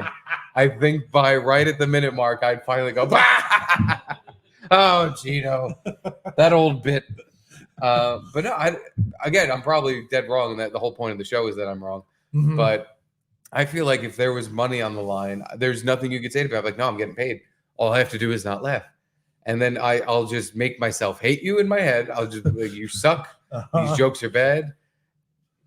I think it would be not easy, but extremely doable to just not laugh. Now, you would have a slight advantage if you were on the show just because you're used to an on-air atmosphere. You know, like most of those people, this is the first time they're in a TV studio and the bright lights are on them. There's a comedian in front of them. They don't have, they're just like thinking of the immediate right now. They don't have a plan and they're just thinking they're like, oh, I can sit there and look cool. You know, like they have too many stimuli hitting them at the same time, new stimuli that they've never felt before. And when most people are uncomfortable or nervous, they laugh. Yeah. It's actually easier to get them to laugh under the big lights because it's just, I don't know what's going on. But I think that another thing is that, like, as we just saw, the woman laughed, but the guy was able not to. Yeah. I think women, they're more socialized to laugh Go uncomfortably. along with what's happening. It's a defense mechanism. Yeah. It's like, because guys can get violent if something is making them uncomfortable. They always have that to fall back, whereas women not so much. They just have to, So, appease their person that's mad at. Yeah, Joanne Goodhart used to say this all the time about Gino, that every time she laughed at him, it wasn't because it was funny, it was just because she was uncomfortable. Ditto. But and I watched a video the other day of one of these, YouTube pranksters, where it was a guy just standing in front of people, like getting in their way, and the guys would get mad and be like, "Move, like get out of the way," and girls would laugh and be like, "Oh, what's going on? What are you doing?" But it's not because they think it's funny; it's they're so uncomfortable, but they want to be aggressive. Yeah, because if they're aggressive, they're gonna get fucking punched in the face. And you can't do that. So I think that game, like if you have a female contestant you're trying to make laugh, you're like, oh, easy. All I have to do is be really aggressive and she's gonna start laughing. You're just gonna get nervous. Yeah. I wish Gino was here. We could try it out. Well, we could just sit here and wait for him. Okay. Bet you can't make me laugh. Silence.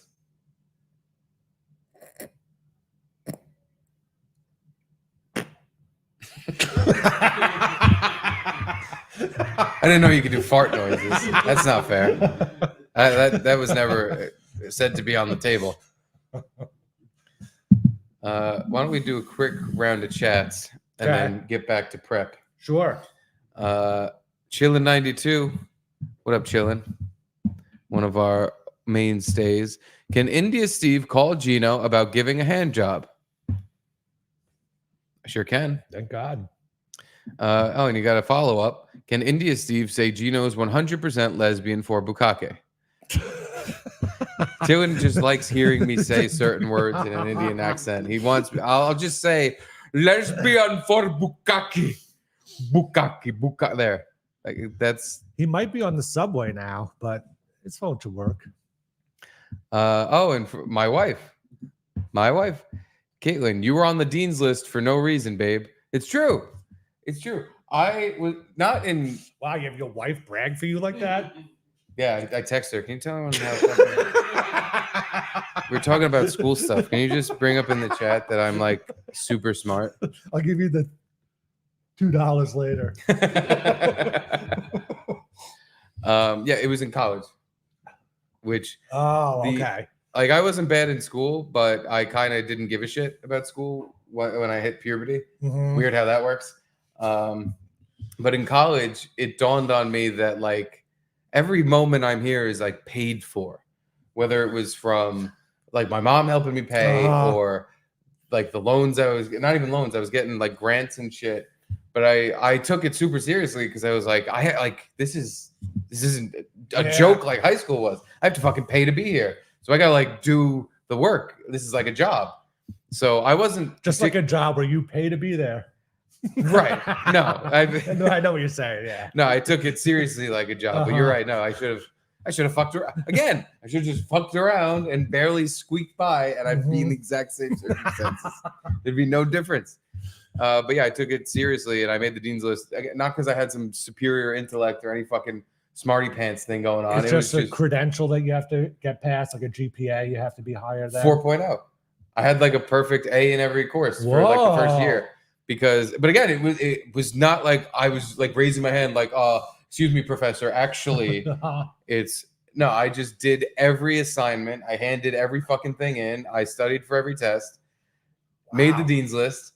And then right after that, again, the next year or two, I was like, well, who cares? What's this going to get me? When did you start smoking weed? I didn't start smoking weed until I was out of college. Okay. I was 25. That was my problem. I started smoking like first month or two of college. And then I just started I used to care about school, and then I just stopped caring about it.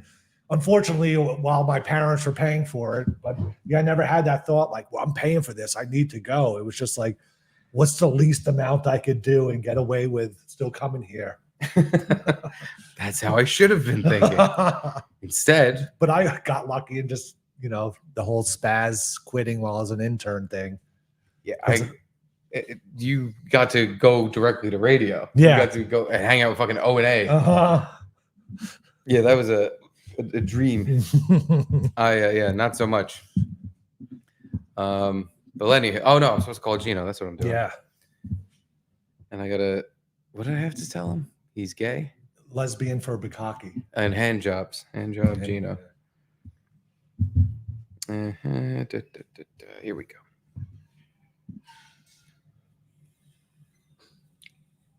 Anytime now. Please start ringing. You think Gino got hit by a bus? Maybe you have no service down here? It says I have a couple bars. Oh, okay. Can you call him on your phone?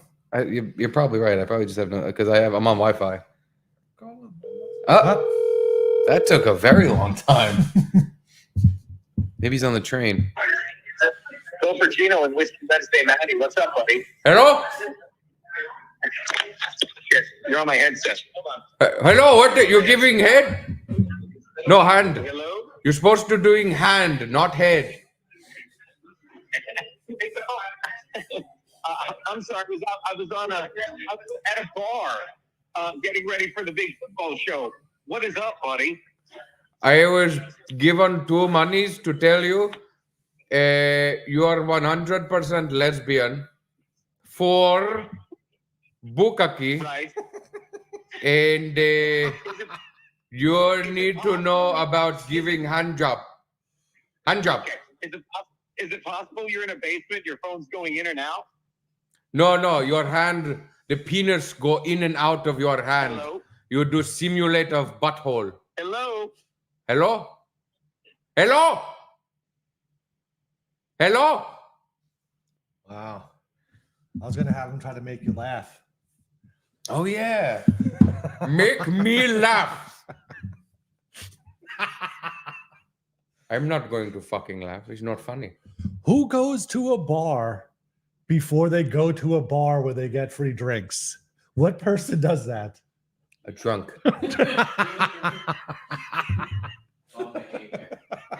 Bum behavior. Bum drunk. Oh, speaking of bum drunks, that's who we should have invited today.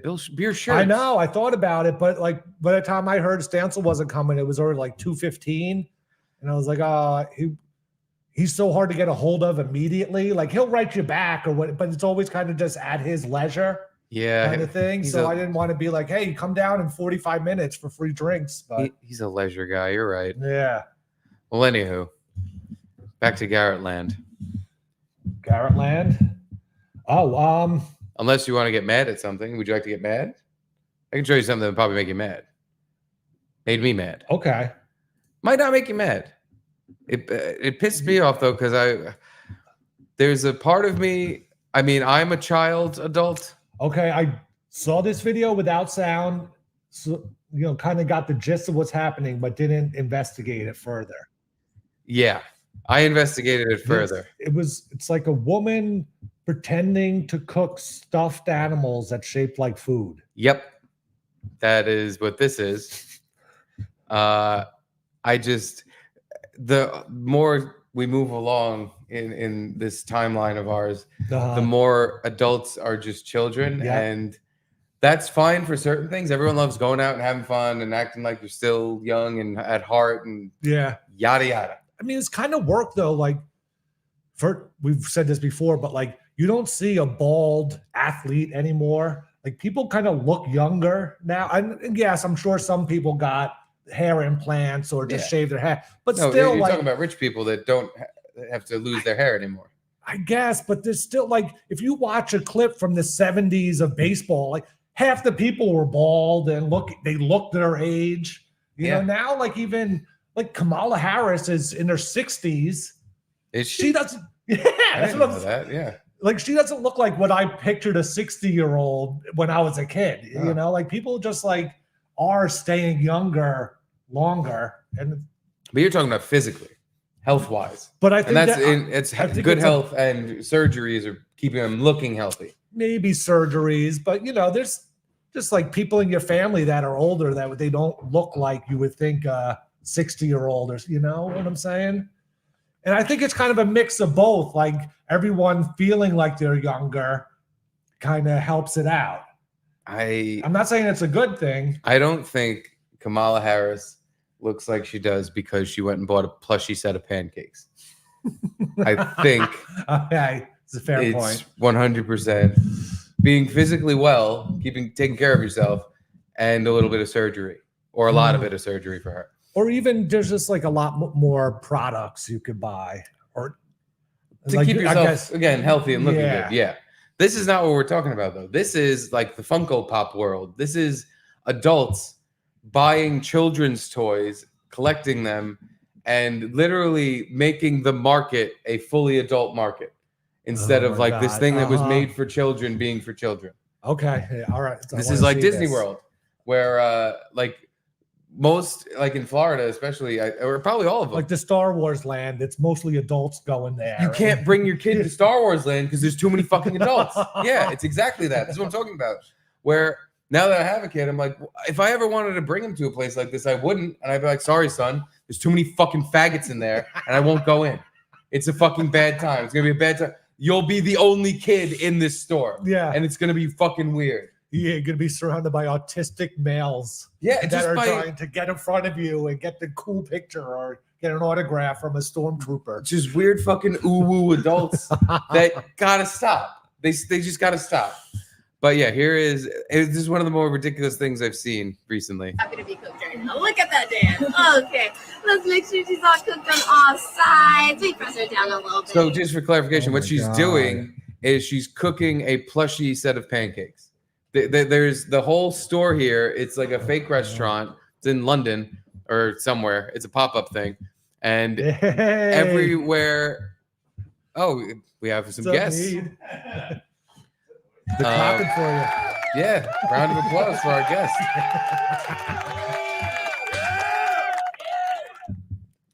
Good. We know we're talking about stuffed pancakes. Yeah. But yeah, this is like if you were a kid and you go into a place like this where the chefs are making fake pancakes that you then get to keep and they're all plushy. Wouldn't that be amazing? Like, think of yourself as a child. Wouldn't that be something? It'd be fun, yeah. And then like your parents have to buy that stack of pancakes and it comes in a fun Happy Meal kind of box. And yeah. Which the people running this company know the scam they're running. Uh-huh. That thing's probably like $60. and And like they probably $20 sell a pancake and an fucking- extra for the syrup on top. $250K. Like I've never per heard day. of Jellycat. Is that a thing? Neither have I, but it's Okay. like huge apparently. Huh. But again, it's huge with people that have a wall of Funko Pops behind them. Iraq. It's huge with Iraq might have one, but Iraq has a I mean, daughter. this is perfect for Iraq. It's no, it's not. It's not. No. you're right. Because there would be a lot of these with bites taken out of them in this house. Stuffing all over. I keep forgetting. It's just plushy food. But yeah, this is for children. Like, look at how the people behind the counter are acting. But then note, everyone they're performing for is an adult. A little. All right, a little. There we go. That God, feels just good for making you. a sound Yeah. with that. Okay. Let's get it done then. Thank you. Let's get it wrapped up for you. Oh my God. And then some extra pumps of syrup. And then all over. If they put syrup or they're faking it. Garrett, no, they're not putting anything. They're not cooking. That what she didn't sprinkle something on, some powder just to make it look like No, they just faking it all. they're faking all of it. But again, I didn't think that the stovetop was hot. You know, I'm not that dumb, but I thought maybe just for decoration they were. this whole Oh my thing God. is they're pretending to prepare your own And then cookie some guy. extra pumps of syrup. And all over. Now hold on, who's worse though? Amazing. This is hard. But That was Extra burnt cheese. adults behind the Oh, right. And doing it for right another over here. adult. They're all the same. And they're all happy-go-lucky. And look at this. Oh, is it good for you? Huh? They're all the same. I mean, look Oh. at how they look and sound. Okay, They're that's a good point. Bunch of fucking, you know, whatever you want to, like, new age. There's something wrong with us, people. We're on the spectrum. We don't know exactly what's wrong with us, but we're going to fill this void of feeling accepted in society with Reminiscing about pretending our childhood. to cook stuffed animals. Wow. Again, if this was something that existed, I just saw this video and I was like, oh, but you bring your 5-year-old here. Yeah. I'd be like, that's actually kind of cool. fun, That's like yeah. a fun Disney thing where, that's fun for kids. What was it called again? Jellycat. Cat? Yeah. Oh God, it even has the cat in there because everyone loves a cat. Cat memes are hilarious. The internet and cats, huh? Yes. Yeah. That's Reddit cat people. This is a Reddit cat people store. Yes. Where they can buy more useless junk for their fucking studio apartment. This place is 25 years old. So Really? according to their website. Oh, I thought it was like a new thing. Well, I have a woman here on TikTok who gives a little bit of an explanation as to what's going on. Oh, nice. Okay. Because this is what I watched to get angry about it. Because I saw that and I was like, what the fuck was that? Why were they talking like that? Like, what was that? I looked it up and I was like, oh, of course. Okay. So my manager sent me this invite. I didn't really understand it. Something about Jellycats, fish and chips, and exclusive at Selfridges. And it was an early morning invite. And I was thinking, who eats fish and chips at that time in the morning? Anyway, got there, realized it wasn't actually fish and chips. It was these Jellycats in the shape of fish and chips. But I think the weirdest part about it, hold on. Was that once I got there, I thought, okay, cool, this is for kids. But then it was just a bunch of adults. And I thought maybe the adults are getting it for their kids, but the adults were really, really excited. I guess there's nothing wrong with that. I'm just not used to seeing adults get excited about cuddly toys. And I guess it's better than doing drugs. But No, it's apparently not. Jellycat is this really At big least you get a phenomenon. benefit from doing drugs. There is a tangible thing that happens in your brain when you're on drugs. If that same dopamine rush or whatever is happening to you with plushies, you need to fucking talk to someone about who raped you or whatever the fuck happened to you, that this is what you need. Because fuck me. What is that? Broccoli? I don't know what that one is. Hold on. It's better than doing Sound like drugs. you want And one. what was that one too? That looked like a catfish, fried fish. So, like some big fried fish. Okay. Yeah, I thought maybe it was like a big think you- fried shrimp, but you're right. Someone's got the Jellycat bug. What was that one? I'm a Jellycat, people. What was that one? How much do you think that one was? Do you think you just buy that online, or do you think I like broccoli. Is that broccoli? Excited. I guess there's nothing wrong with that. I'm just not used to seeing adults get excited about cuddly toys. And I guess it's better than doing drugs. But yeah, apparently Jellycat is this really big phenomenon. And if you head to Selfridges, you can get fish, chips, mushy peas Jellycat. Oh, it's mushy peas. Yeah, if you like Jellycats and know what Jellycat is, and head to Selfridges, I guess. Yeah, it's just a big plushie store. It's a plushie store with just this gimmick of we'll cook up the food for you. And Again, I said it 10 times now. That's great for kids. That seems like a fun Yes. Like they would be so excited. They cook up the little thing for you, and you go, "Oh, it's wrapped up like food." It can even be used for parents, like used to say your kids don't like a vegetable. Oh, but look at this one! Look how cool it is! And, Eat your mushy peas. Yeah, I'll get you some mushy peas. Yeah, yeah, totally. But what she said, that one thing she said, like, I thought there'd be a bunch of kids here, but it's a bunch of adults, and they're all really excited. Yeah, I'm on their. It's just like, ew. I'm on their website. I'm trying to find it's just like a lot of animals and amusables. I don't know. Oh, food and damn it. Clicked the wrong one. I can't wait until you show up at my apartment with a suitcase full of Jellycat plushies, and you're like, you know what? These actually are pretty cool. Like, look, this one's an avocado with a hat on. Bobble avocado. Jesus Christ. A macaroon, salt and pepper shakers. Ooh, a chocolate milkshake. I'm listening to someone get completely wrapped up in this. Pickles. Oh, the pumpkin's cool. I like the pumpkin guy. The croissant bag. That's a good Halloween decoration. Yeah. Cherries. Sassy sushi nigiri. Try again. Sassy sushi nigiri. Ooh, an eggplant. Oh, Toast. Moulignon plushie. Coffee to go. Listen, I'll give it to you. They're cute toys. They have the same thing going on with Funko Pops too, by the way. Those two big black eyes. That seems to be like if you want to fucking get someone to think your thing is cute and want it. Make like, a big cute face. with big eyes. black eyes. Yeah. Not big black guys. That would probably have the opposite effect.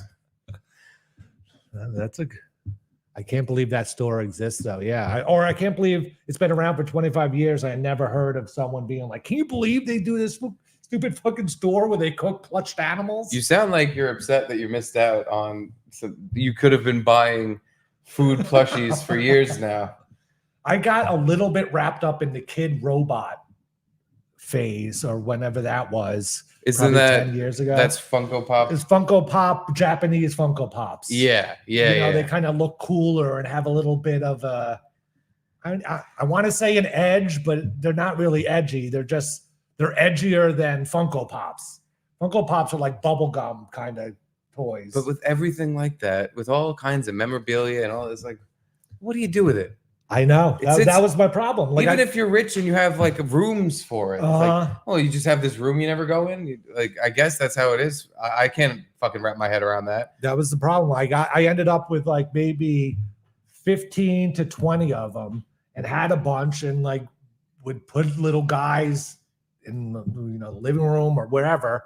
And then all of a sudden it's just like, I don't need any more. What am I going to do with these? Why now that they're getting kind of dusty, just sitting there? Some little guy with an afro holding a boombox with a pick in his hair. It's like, all right, what am I doing? Yeah. I attempted when I was like 13, 14 years old to collect Simpsons figures. Oh. Because they were really, I still think they were pretty cool because it was just the characters from the show and like a half a foot figure. But this was before you can maybe you could buy them on the internet. I had no idea about that. You didn't have a credit card and yes, none of that shit I was doing, but I didn't even think you could buy them on the internet. You'd have to see them in a store somewhere.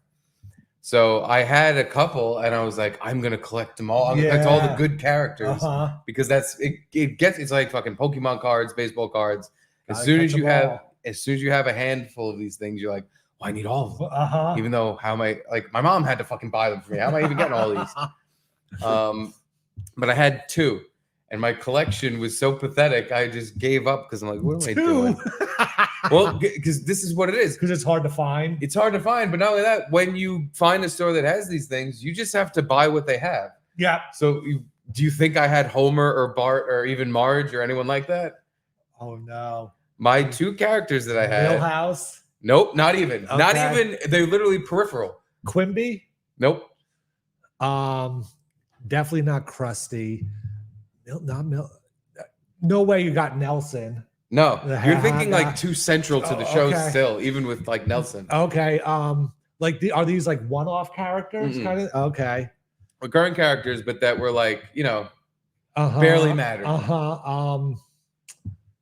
God, who are some really ancillary characters on The Simpsons?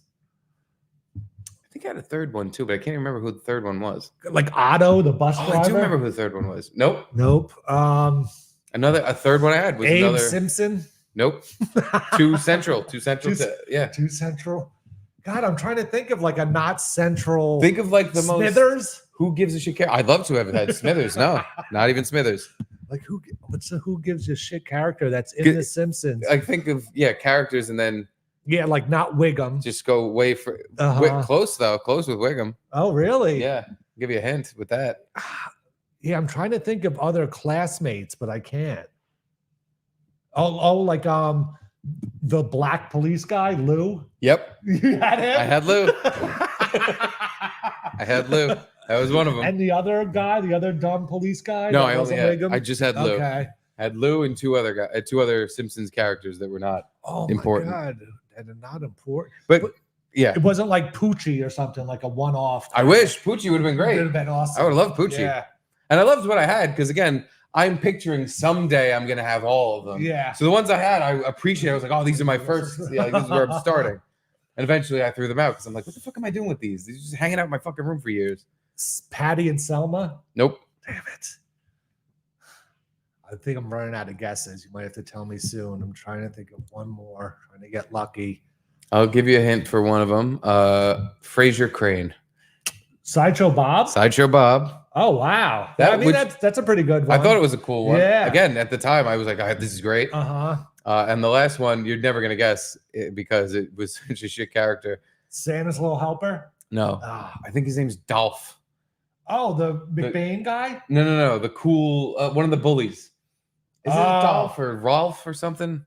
The kid with the green shirt and the fucking red hair with the big nose. God, what's his name?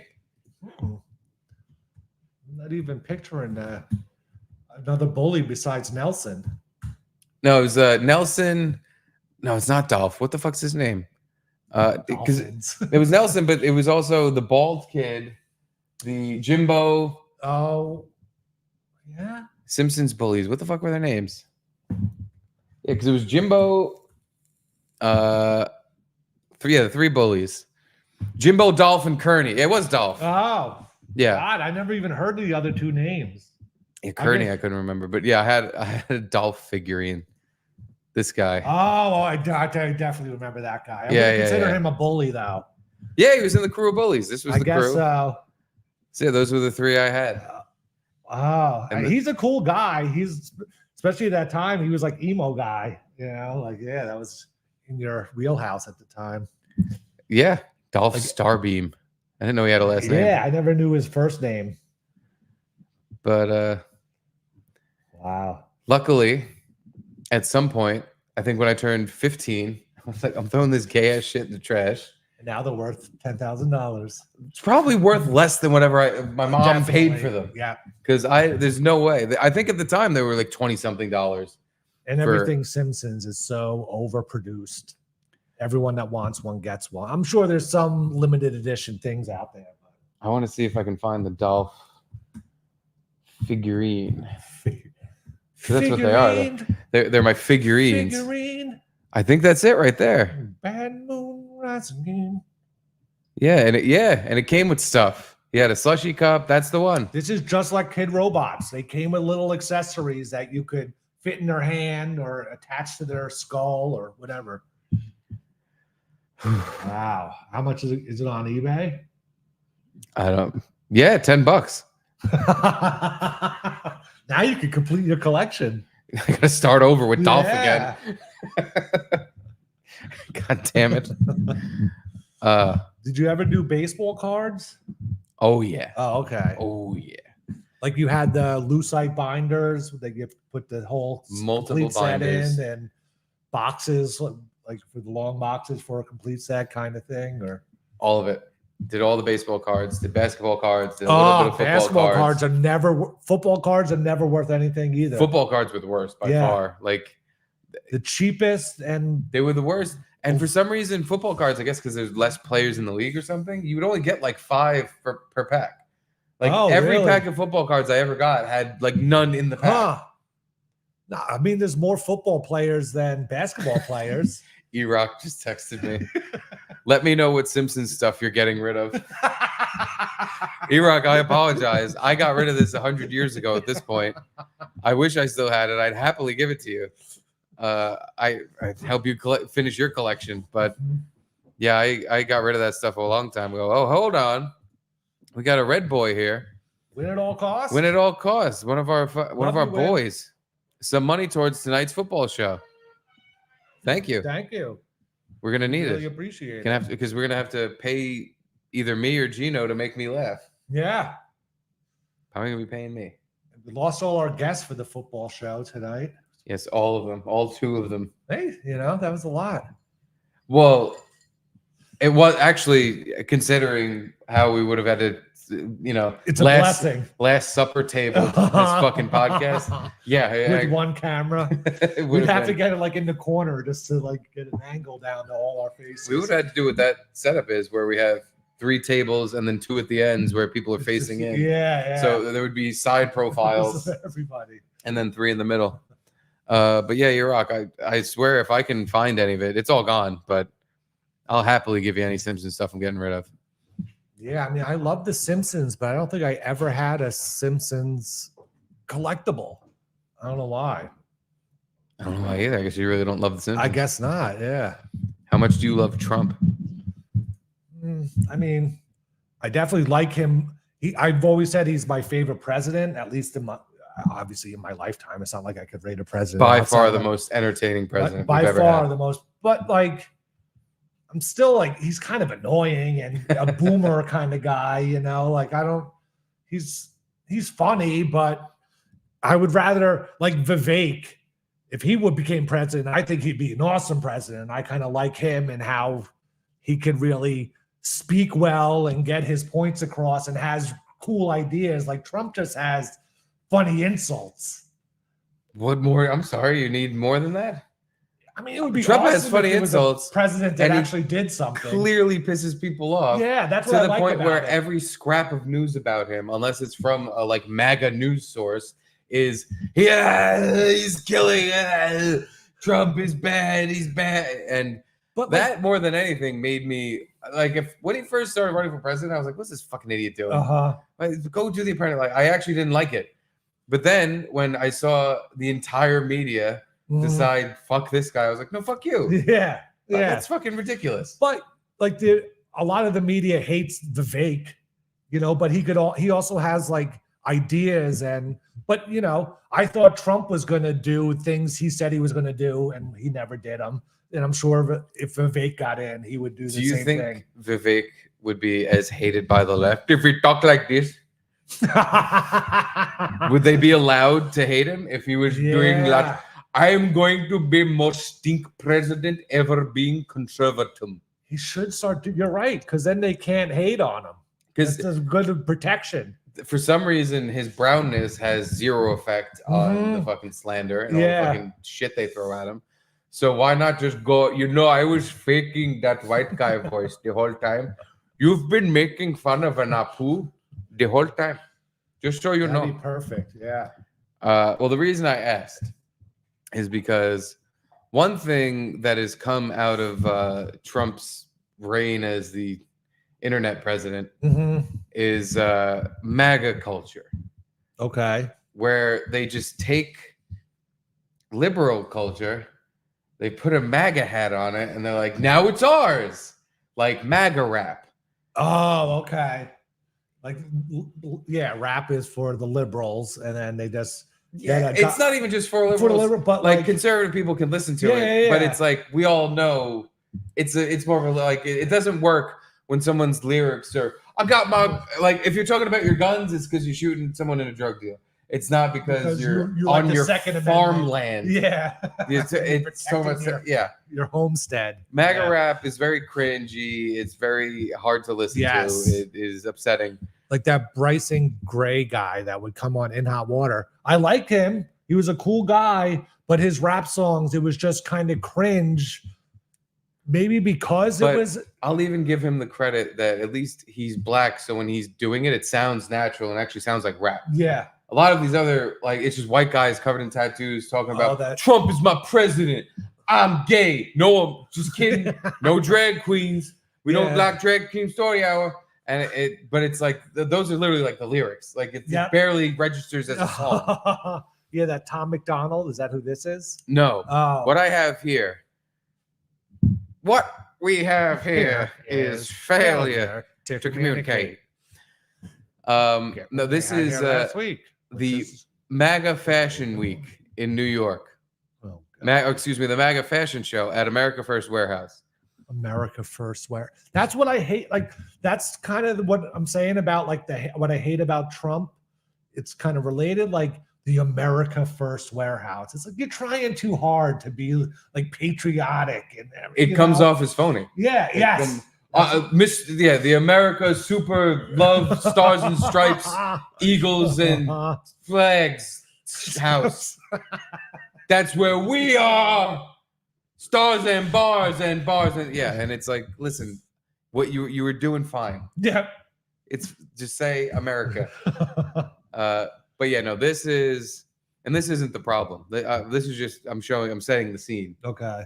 But this is kind of like what just looks half-assed, second-rate, bullshitty. Yeah. In a bar that's probably a Trump bar, and they just look at it, stupid runway in it. The thing is, I'd rather have, if I'm one of these people, why have a fashion show? I get the idea. It's like, oh well, they the liberals own fashion and they own this, so we're gonna have our own. Yet they have like. But why are you doing? Why are you doing what they do and making this like a drag story out? Like, why are you just doing the same thing and calling it MAGA? The whole thing is that you're different, I thought. And on the left, it would be like Kylie Jenner and Kim Kardashian down there. Now we got some bald old 50-year-old at a fashion show, and he's like. My favorite part about the videos I'm going to show you are just looking at the crowd because they honestly agree with us where they're like, what are we doing? What is this? So that's the fashion show. Not too bad. It's just guys walking out in very gay outfits and girls too. But this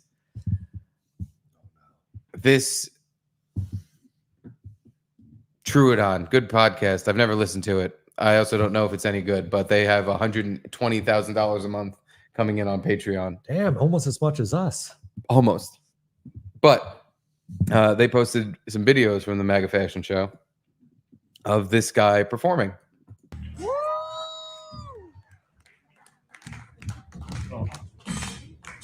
Oh no. What's he doing? Why? It sounds good, but it's not me.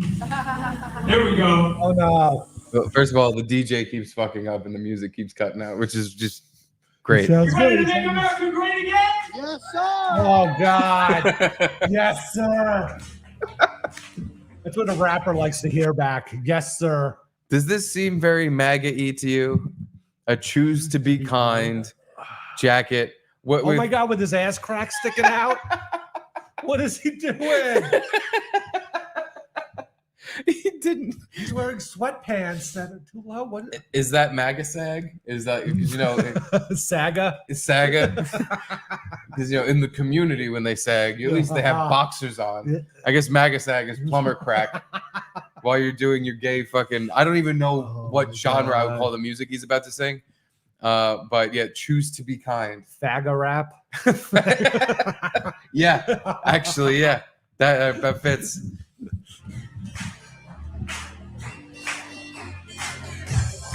What is he doing? What is happening? The music cut out again, by the way, while he was going. I could not stop laughing. Because the DJ was probably like, ew, what was that? Stop. You must have messed up, right? And then he stops singing and turns around like, what the fuck are you doing? This is my moment. What are you doing? Only going to scream on me. What is he? I wish it was captions or something. What's going on, guys? What's going on, guys? Yeah, best thing you could do in the middle of a performance is instead of just like, okay, the music's back on, let's go with the flow. He just, what's going on, guys? But like, look at that old lady. Look at the crowd. Does she want to hear rap right now or whatever this is? R&B-ish? I don't know. It's pop. It's like, it's some sort of pop. This seems like this is the place. There was a Compound Censored comedy show, and it was him and right. They do some place like in Ronkonkoma that was like the Trump bar, and It was a boxing gym. is that what it was? Yeah. We must be thinking. I could have sworn it was like an actual bar, Well, at but one it point, had all these kind of flags up. that's what I think the place I'm thinking of looks like, because Gavin and Anthony and whoever Josh Denny were doing a Make America. No, what was it? The retard tour, whatever the fuck it was called. I just remember they had disabled pictures in the. Yeah. Either way, their venue got shut down and they weren't allowed to perform. Yeah. And they had to go to a gym. It was a boxing gym, and I'm pretty sure it was this, or it looked like this. But yeah. I wonder if the crowd for Anthony and Gavin's show was the same. Just this old woman with a cane. Look at her face. Just wow, this is nice. This is different than what I'm used to. I have to like this. I have to pretend this is fine and not completely awful and embarrassing. So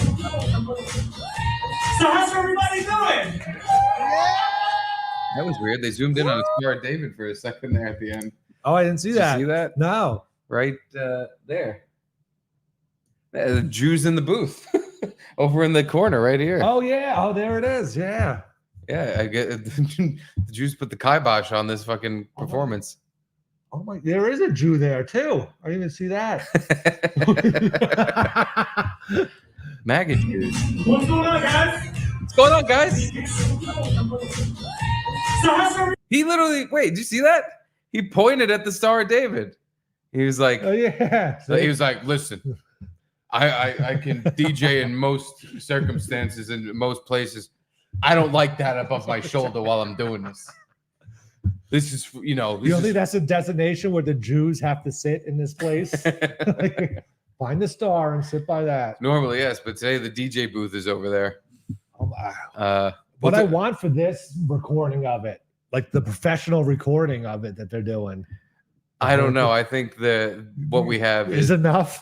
is not even enough, but better, because don't worry, there's a couple more. Thank God. There's more. All right, good. And what I like is that this is from the crowd. So when he pans his phone around, you keep seeing people's faces. I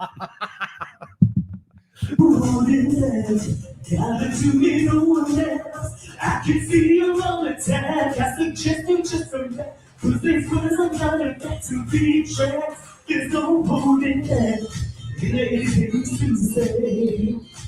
I just wish I could hear the words because I know they're so douchey. I could have sworn he said at one point, "Why do you want to be trans?" Dude, that's the thing. I also wish I could, because this is 100% a pop song where they morph the lyrics into just like, but it doesn't work. It doesn't sound right. It's not it. For conservative people, this doesn't fucking work or make any sense. This is the shit we hate. Yeah. This is what they do at Kamala events. And it's like, why are they doing this? Why are they coming out on stage dancing and having some these famous stuck up rapper? Old people in the crowd don't hate rap because they're not singing enough about, the Golden Girls or whatever. They hate it because of everything about it. Yeah. Who's singing it, what they're singing, how they're singing it, the noise. It just sounds like noise to them. You might as well have just a MAGA death metal band where it's just all they'll enjoy that just as much. It's not they want Conway Twitty up there. They don't want this guy fagging around on stage, but saying, "No, don't we hate the gays, guys? Come on." It's choose to be kind.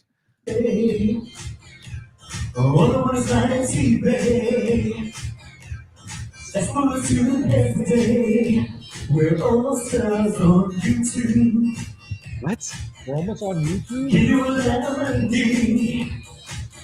Part of the problem is he does not enunciate at all. And he's just I don't know.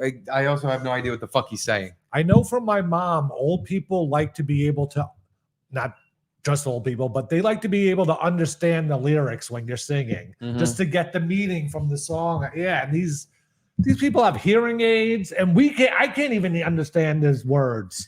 Maybe they're actually enjoying it more because they don't know what he's saying. Maybe. They definitely are enjoying it more because it's horrible lyrics, I'm sure. And she's like, oh, okay. Boop, boop, boop, boop, boop, boop, boop, boop. You're gonna make a video for me. You took it to support your good and He's bouncing his knees though. That tough guy with a bald head. He's kind of into it. Man, but this groove's got me going. I like the boop boop boops. This guy on stage, I'm gonna kill. America First Warehouse. Beep beep beep beep beep. Look at the she's there. From the supporting that. There's no holding there.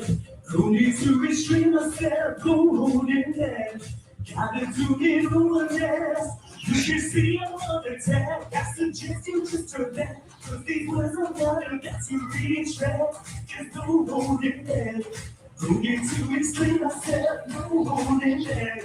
Gotta do it over there. You can see I'm on attack. I suggest you just turn back. Cause these words are better. Got to retract.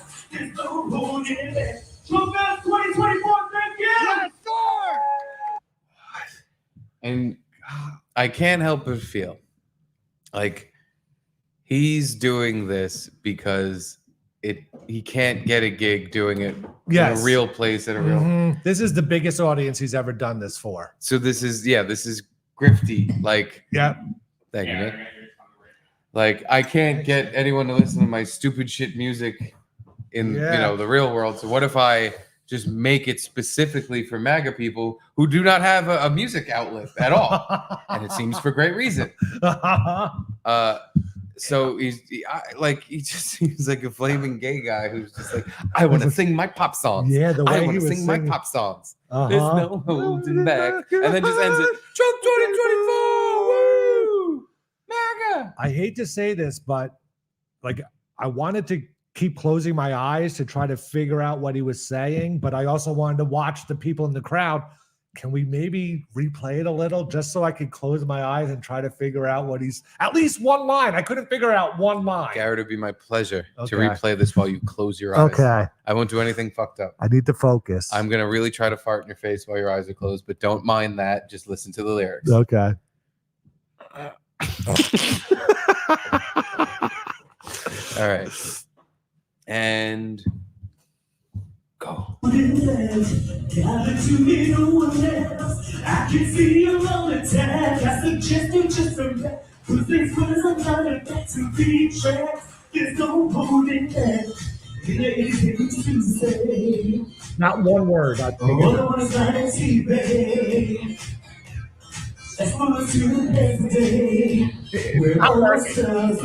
Closing my eyes does nothing. I still couldn't figure out one word. I like to get teabagged. I thought he said at one point. He sounds like I sound when I don't know the lyrics to a song, but I know the melody.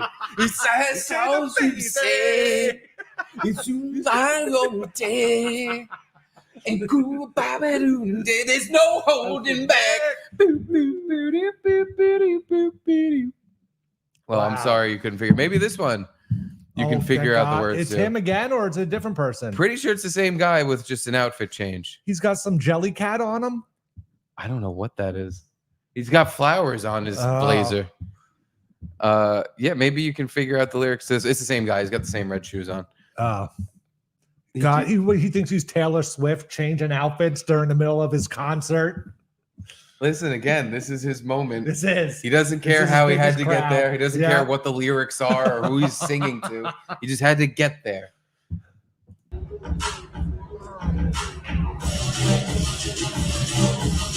Keep it moving now, can't you see? Actually, I haven't watched this one yet. This is Corey Feldman vibes. Yes. Right? Where it's just like some crappy beat and you come in with like some off-key singing and you're just like, yeah, but I got all the energy and I'm like really into this song, but no one else is around me. This is Comeback King. Comeback King. Yeah, this one, I understood the lyrics perfectly so far. Really? Keep it moving now, can't you see? Yeah, I heard that loud and clear. I'll never forget that. Oh my God. I got to see that again. Keep it moving now, can't you see? Keep it moving away from me. Keep it moving now near me. Keep moving out the door now. Keep it moving now, can't you see? Oh my God. Keep it moving now. Keep it moving now, can't you see? What does this have to do with anything? Keep it moving.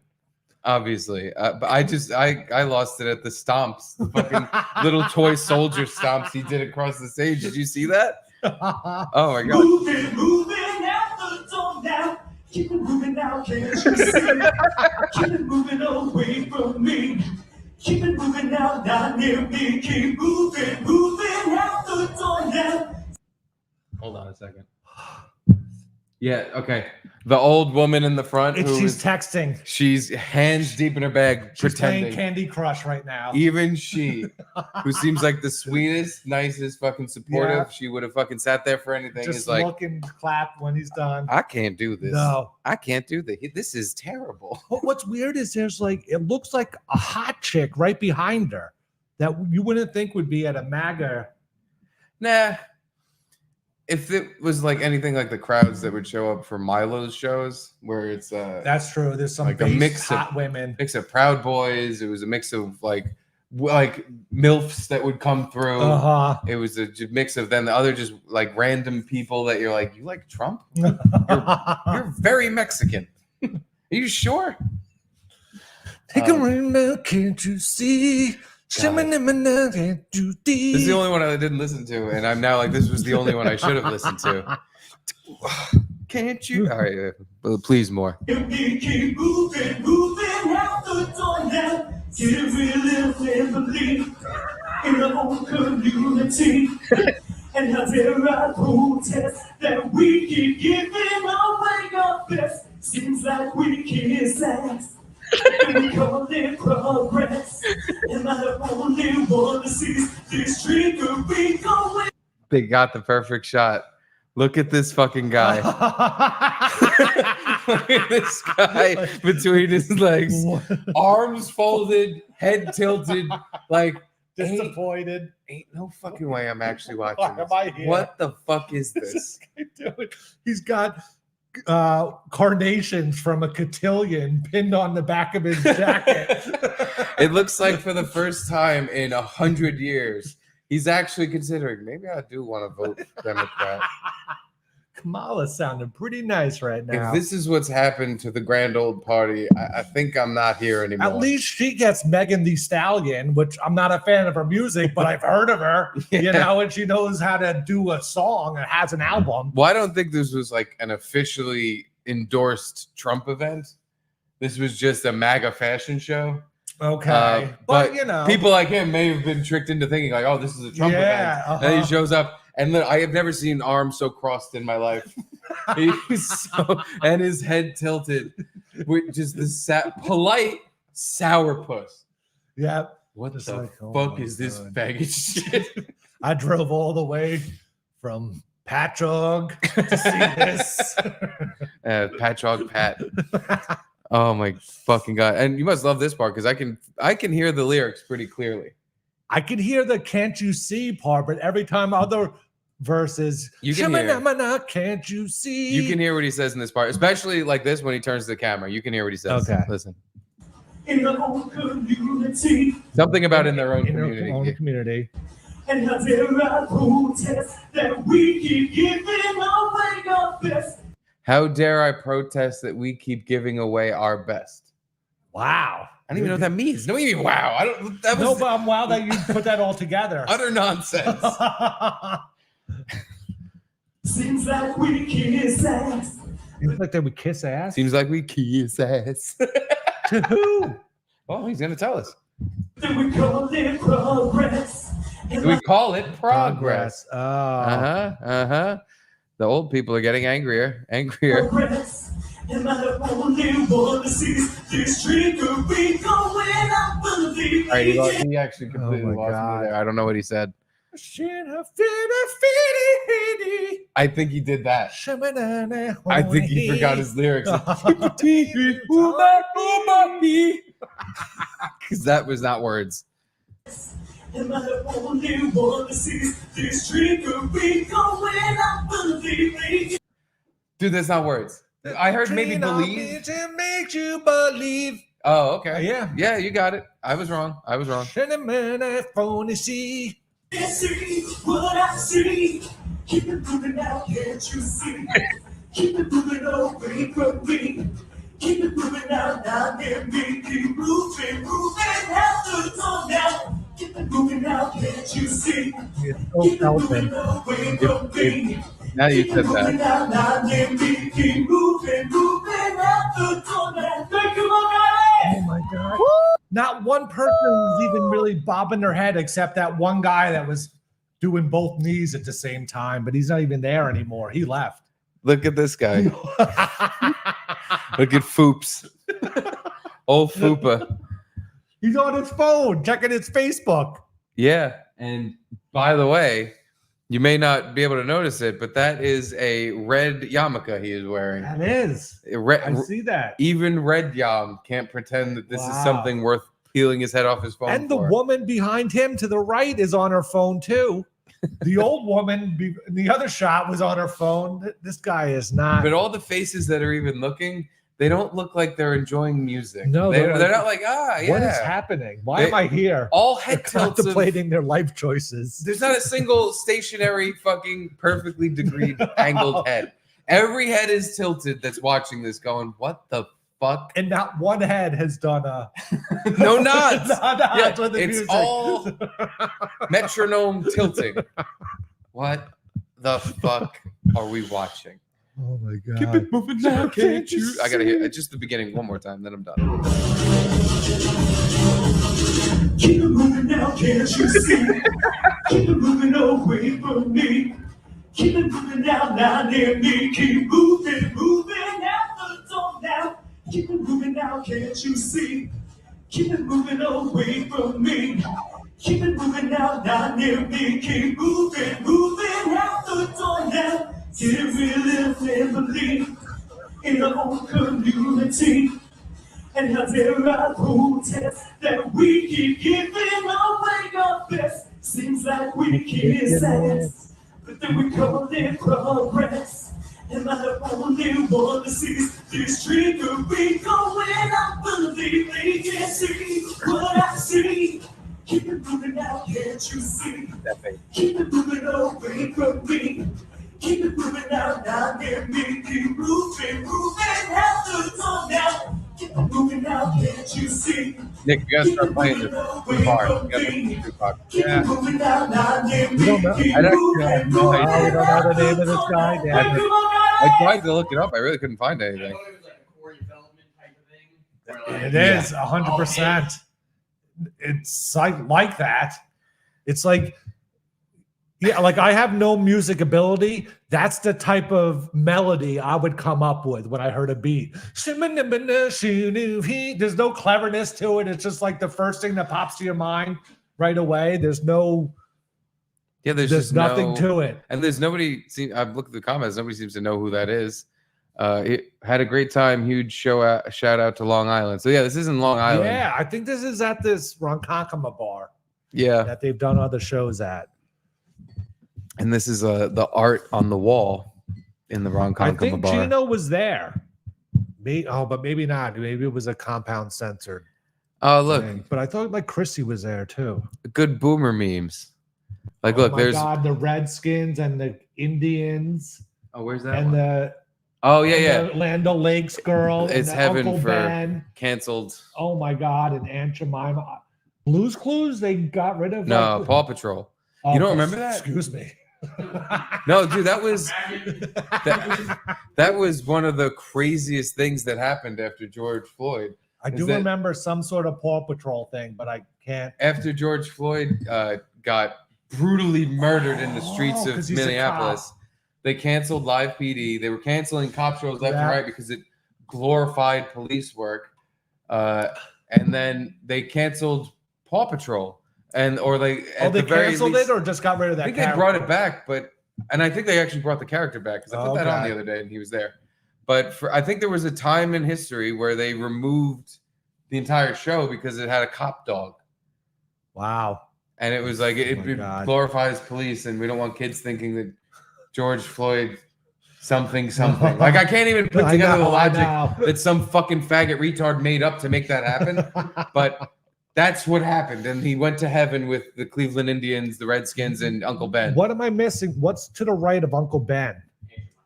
Is that No, Gina Aunt Carano? Jemima's in there, but I think that's Gina Carano. no way. Really? With that big of a nose? Yeah, no, she's a big girl in every way. Wow. Juno's big And then chin. why is Mr. Potato Head walking up the steps? Did he there? just get canceled? Was that a thing that 'Cause happened? he's Mr. There has to be a they head Was now. it? Yeah, dude, I don't remember hearing that. I but don't I'm sure it remember, happened. It's just Potato Head now with no mustache. He's like, look, I'm blank. Well, no, he's facing. Oh, he's walking up the stairs. Oh, That's so the back of him. He's next. And Yeah. fucking the Land O'Lakes lady, even in heaven, is in BJ Butter position. Start buttering your balls. Is that really Gina Carano? It's the only thing I can think of because she was She in was the same canceled, the yeah. same culling Yes, all at that at the same same time where all time. this shit happened. She Yeah. was in the middle of that. If it's not her, I don't know who the fuck that dyke is with the fucking shoulder pads, but yeah. Oh, okay. The other What was one's that was Prince Harry and Meghan. Do you feel dominated by your wife? no, he Who doesn't. does it? Oh, ha ha ha ha ha ha ha! She answered for him. By the way, they did that completely wrong because they're boomers and they don't know what the fuck they're doing. Those are like thought bubble. And oh no, I wanted to say the thought bubble was pointing the wrong way, but no, it's from the. I didn't see the guy asking the question. Yeah, this is like they're having a conversation in their minds. This is a telepathic conversation because these are thought bubbles Yeah, they're with speaking this- in. The one thing I can't figure out is the two right next to that. After working for Coca-Cola his entire life, Ted was notified he was too white in his services. Oh, because he's the polar bear. Polar bear, He's white. yeah. Man, Ooh, this is the boomerish bar ever. It's just like, how can you say anything about the other side when this is how you behave? Yeah. Yeah, that's the thing. Like I said, like Megan Thee Stallion, I'm not a big fan, but I'm more of a fan of her than these stupid fucking memes. These make me douche chill out. There's it's just uncomfortable. I'm uncomfortable. I don't like looking at that. Well, anywho, we're just Wrap about this out of baby time. up. Let's finish up the chats and go. Glad that Gino's coming here pre-drunk. That's for the gonna be football show. It's gonna be fun. Just like one of old times. Yeah. the big compliments I got from last week was that a lot of it was us We just got compliments from last week. no, I was being sarcastic. That there was a lot of screaming and not a lot of coherence to the point where it's like, wow, nobody knows what anybody's talking about. But that part of that was we had a fourth, so there were literally points where like me and Sansa were talking, Yeah. and you and Gina were talking, Uh-huh. and there's just microphones in front of all this garbage noise happening. So luckily, it'll be me and you and Gino, and it'll just be Just like the old days. just like the old days. Yeah. We're gonna go in the booth over there. Gino's gonna sit out here by himself, and We should do that. we're gonna be like, "Come on, enough! Can we go home?" Like in the old days. This is supposed to be an hour-long show. Hour-long show that would go fucking 3.5 hours. Anywho, Chillin' 92. The scene of Homer eating a moldy sandwich is funny. You're right, Chillin'. That scene is funny. I don't remember that scene. He eats a moldy sandwich and he starts tripping. Oh, that's what makes him trip? Or wait, am I thinking of when he eats the baking soda that was in his fridge for a really long time? I'm thinking of two different things. Yeah, I don't remember the moldy sandwich scene.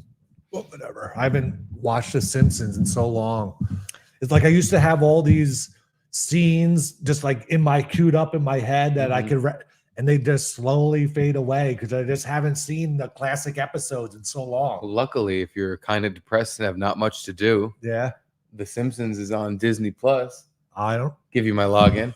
You can watch every Simpsons ever. And then after hours and hours of enjoying yourself, you can realize I am wasting a lot of fucking time. just being nostalgic about the Simpsons I used to like. No, but that's one of the shows in my rotation where it's like my bedtime show. Oh, okay. Oh, you get to sleep with the TV on? Get to. Wow. Yeah, Must be nice. I have to call my mom every night and be like, "Is it okay if I put the TV on?" No, once I started living with Jamie, it was no TV when you're going to bed. Oh, Because she's like, what is it called? I want to not hypersensitive, but no fun. yeah. Whatever it is where like light and sound bothers you more than the normal hyperallergenic or something like that. Hyperhidrosis. That's what I got going on. Hyperhidrosis. So yeah, she never liked the TV on with the sound. Oh well, so. if it keeps her awake all night, yeah, that's a different thing. But I'm lucky. Me and Caitlin have the same whatever our thing is, where I almost can't fall asleep if there's no TV on because there's too much silence. And now, if there is any noise, I'm hyper aware of like, what was that? What was that?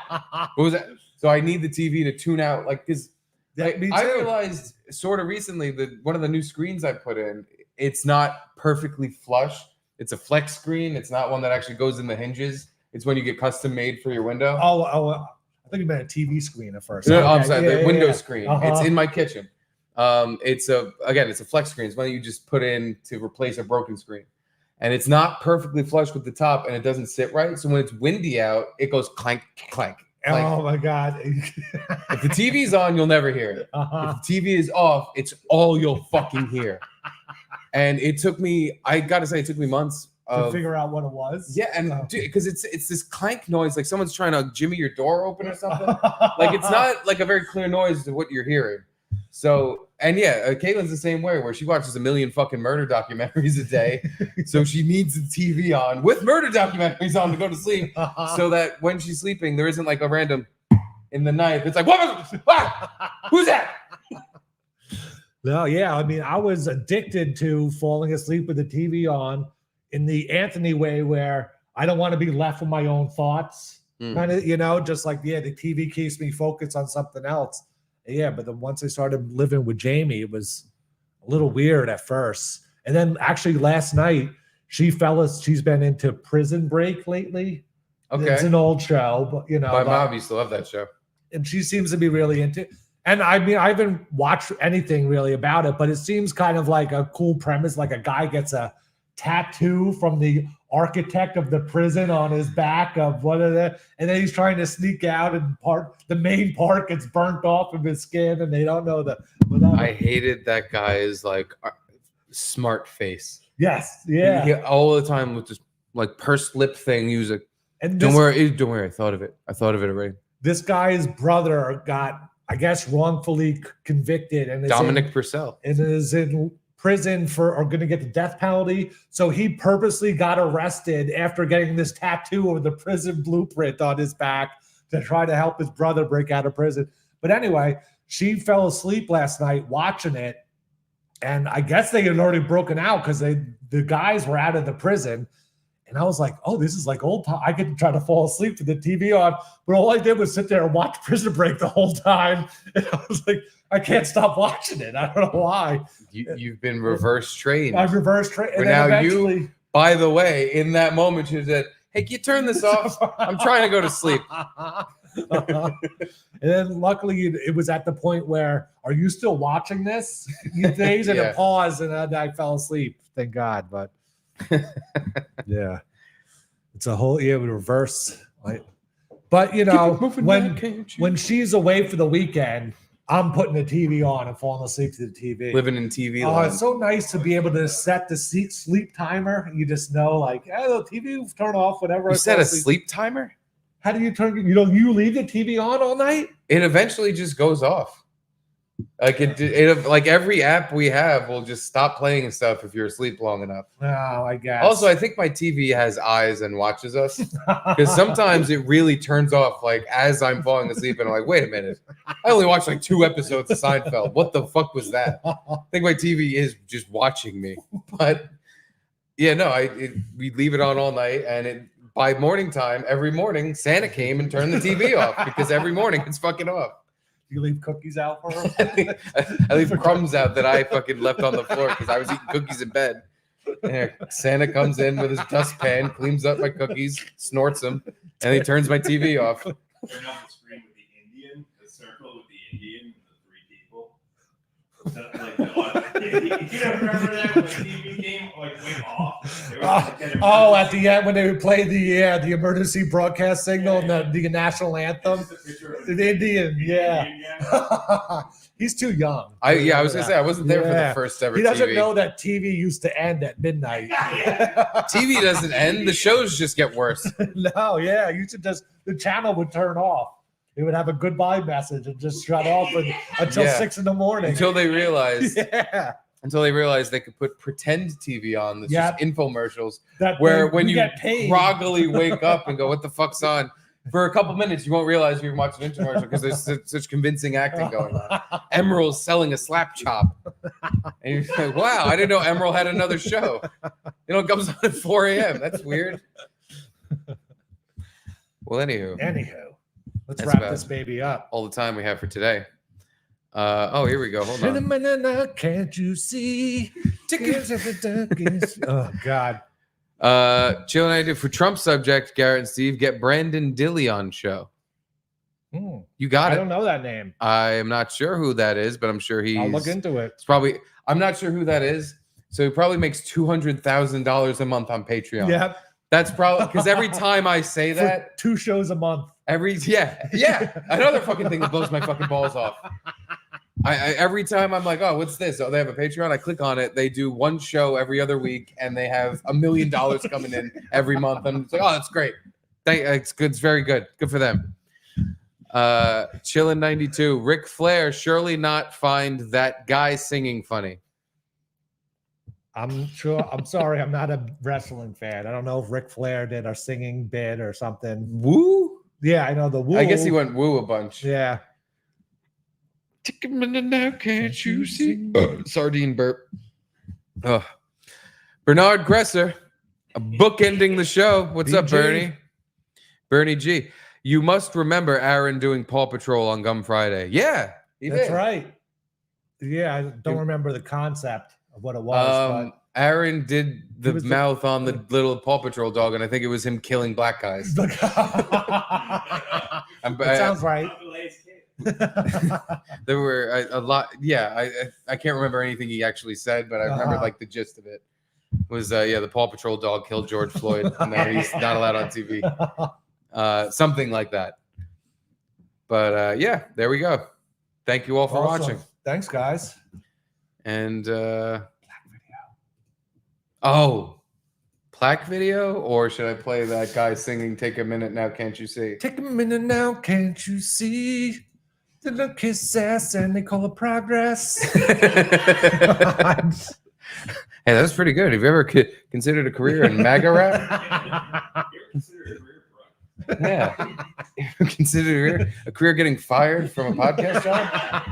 You'd be pretty good at that. From the lowest form of broadcasting.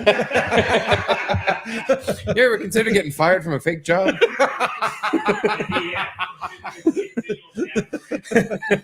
Wait, Mead, did Bill Schultz really get fired?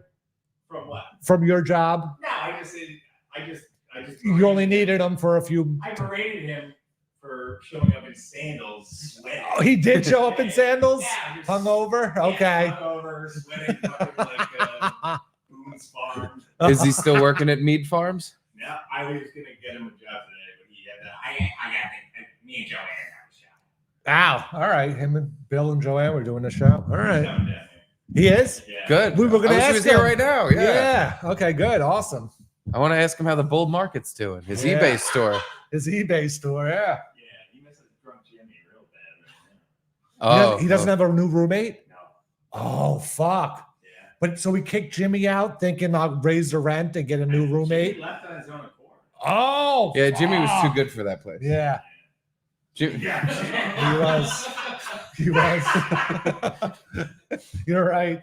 We all were like, yep, you're right. And then I'll laugh a second later when I realize what I just said. Oh, I can't wait to see Bill now. That'll be awesome. I also can't wait to see Bildo. How'd you get Bill to come down to a bar that's giving out free drinks? By the way, Nick, you need to give him a bill at the end of the night. You need to, please, for the love of God. No, Bill not to for fuck with all him. of us. Charge him the tab of everything we all drank. And yeah, just to fuck with him, make him pay. No, I think we literally see him sprint out. We look down, from cackling, laughing so hard. When we look back up, it'd be a cartoon cloud of dust where Bill Schultz just And was. one flip flop left on the side. I'll trade him a bar tab for the Michael Jordan Bowling ball. Yeah. Oh my God, yeah. I'll pay that bar tab for that Michael Jordan bowling ball as long as it's cheaper than his bull market price.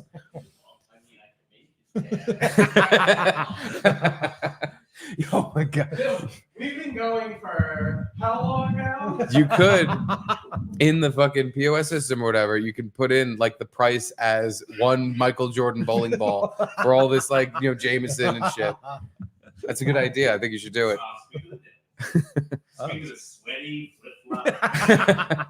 All right. Well, let's play our board video. Get the fudge out of here.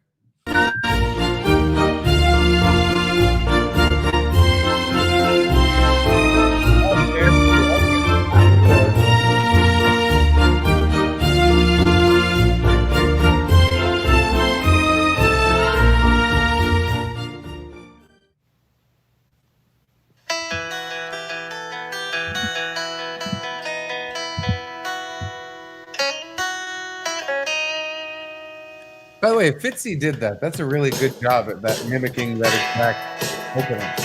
No, that was the real opening. That was the okay. Yeah. I was like, damn. And then when he comes in the I see that wallpaper and my name on a plaque.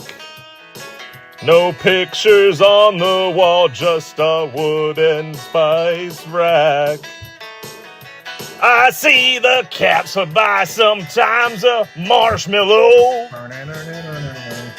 Put on that boxcar hat, read the super chats and go. Thanks for your $100, you're on the fucking plaque. The Garrett and Steve Club commemorative plaque.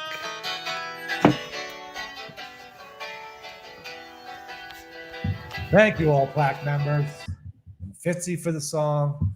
We love you. Thank you, especially 5 Fan Photoshops and Mr. Fitzy with that commercial. Yes. I watched it again today and it made me laugh. They upstaged our We Bring the Coom video.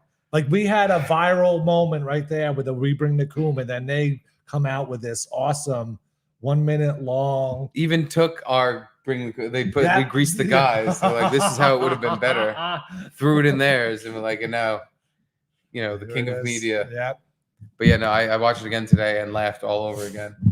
And I know for a fact Gino hasn't watched it because neither of us got a text about how him and his brother are in the fucking video. You're right. And he's jerking his brother off under a pink blanket. Oh, we can't even. I guess we could play it, but it's not the same StreamYard we use. Like we don't have it loaded in on his StreamYard. I can still. I have it on the computer. I can still play it. But yeah, no, we'll play it on the football show. Stick around. Speaking of the devil, the buzzer beater today is from Gino Visconti. You have no reception, or are you ignoring my calls? Ha ha ha. I saw a missed call, but it didn't ring. I have no reception because I have no missed calls. I have a missed call from Gino, but I didn't. It didn't ring. Hold on. Also, E-Rock texted me before about the moldy sandwich. Oh, yes, he'll know. From Chillin' 92. Homer eating the sandwich that makes him sick is when someone took the kids to Duff Gardens. Hope that clarifies things for you.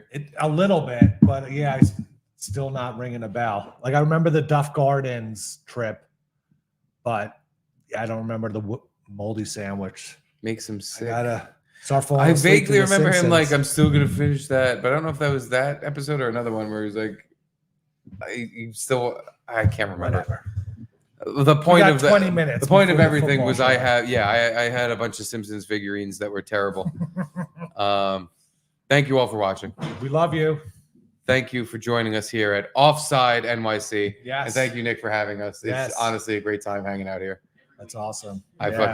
It's our home away from home. Football show in 20 minutes. Go Check to us Gino's out. channel. Watch us on the football show. Yes. Good night. Later.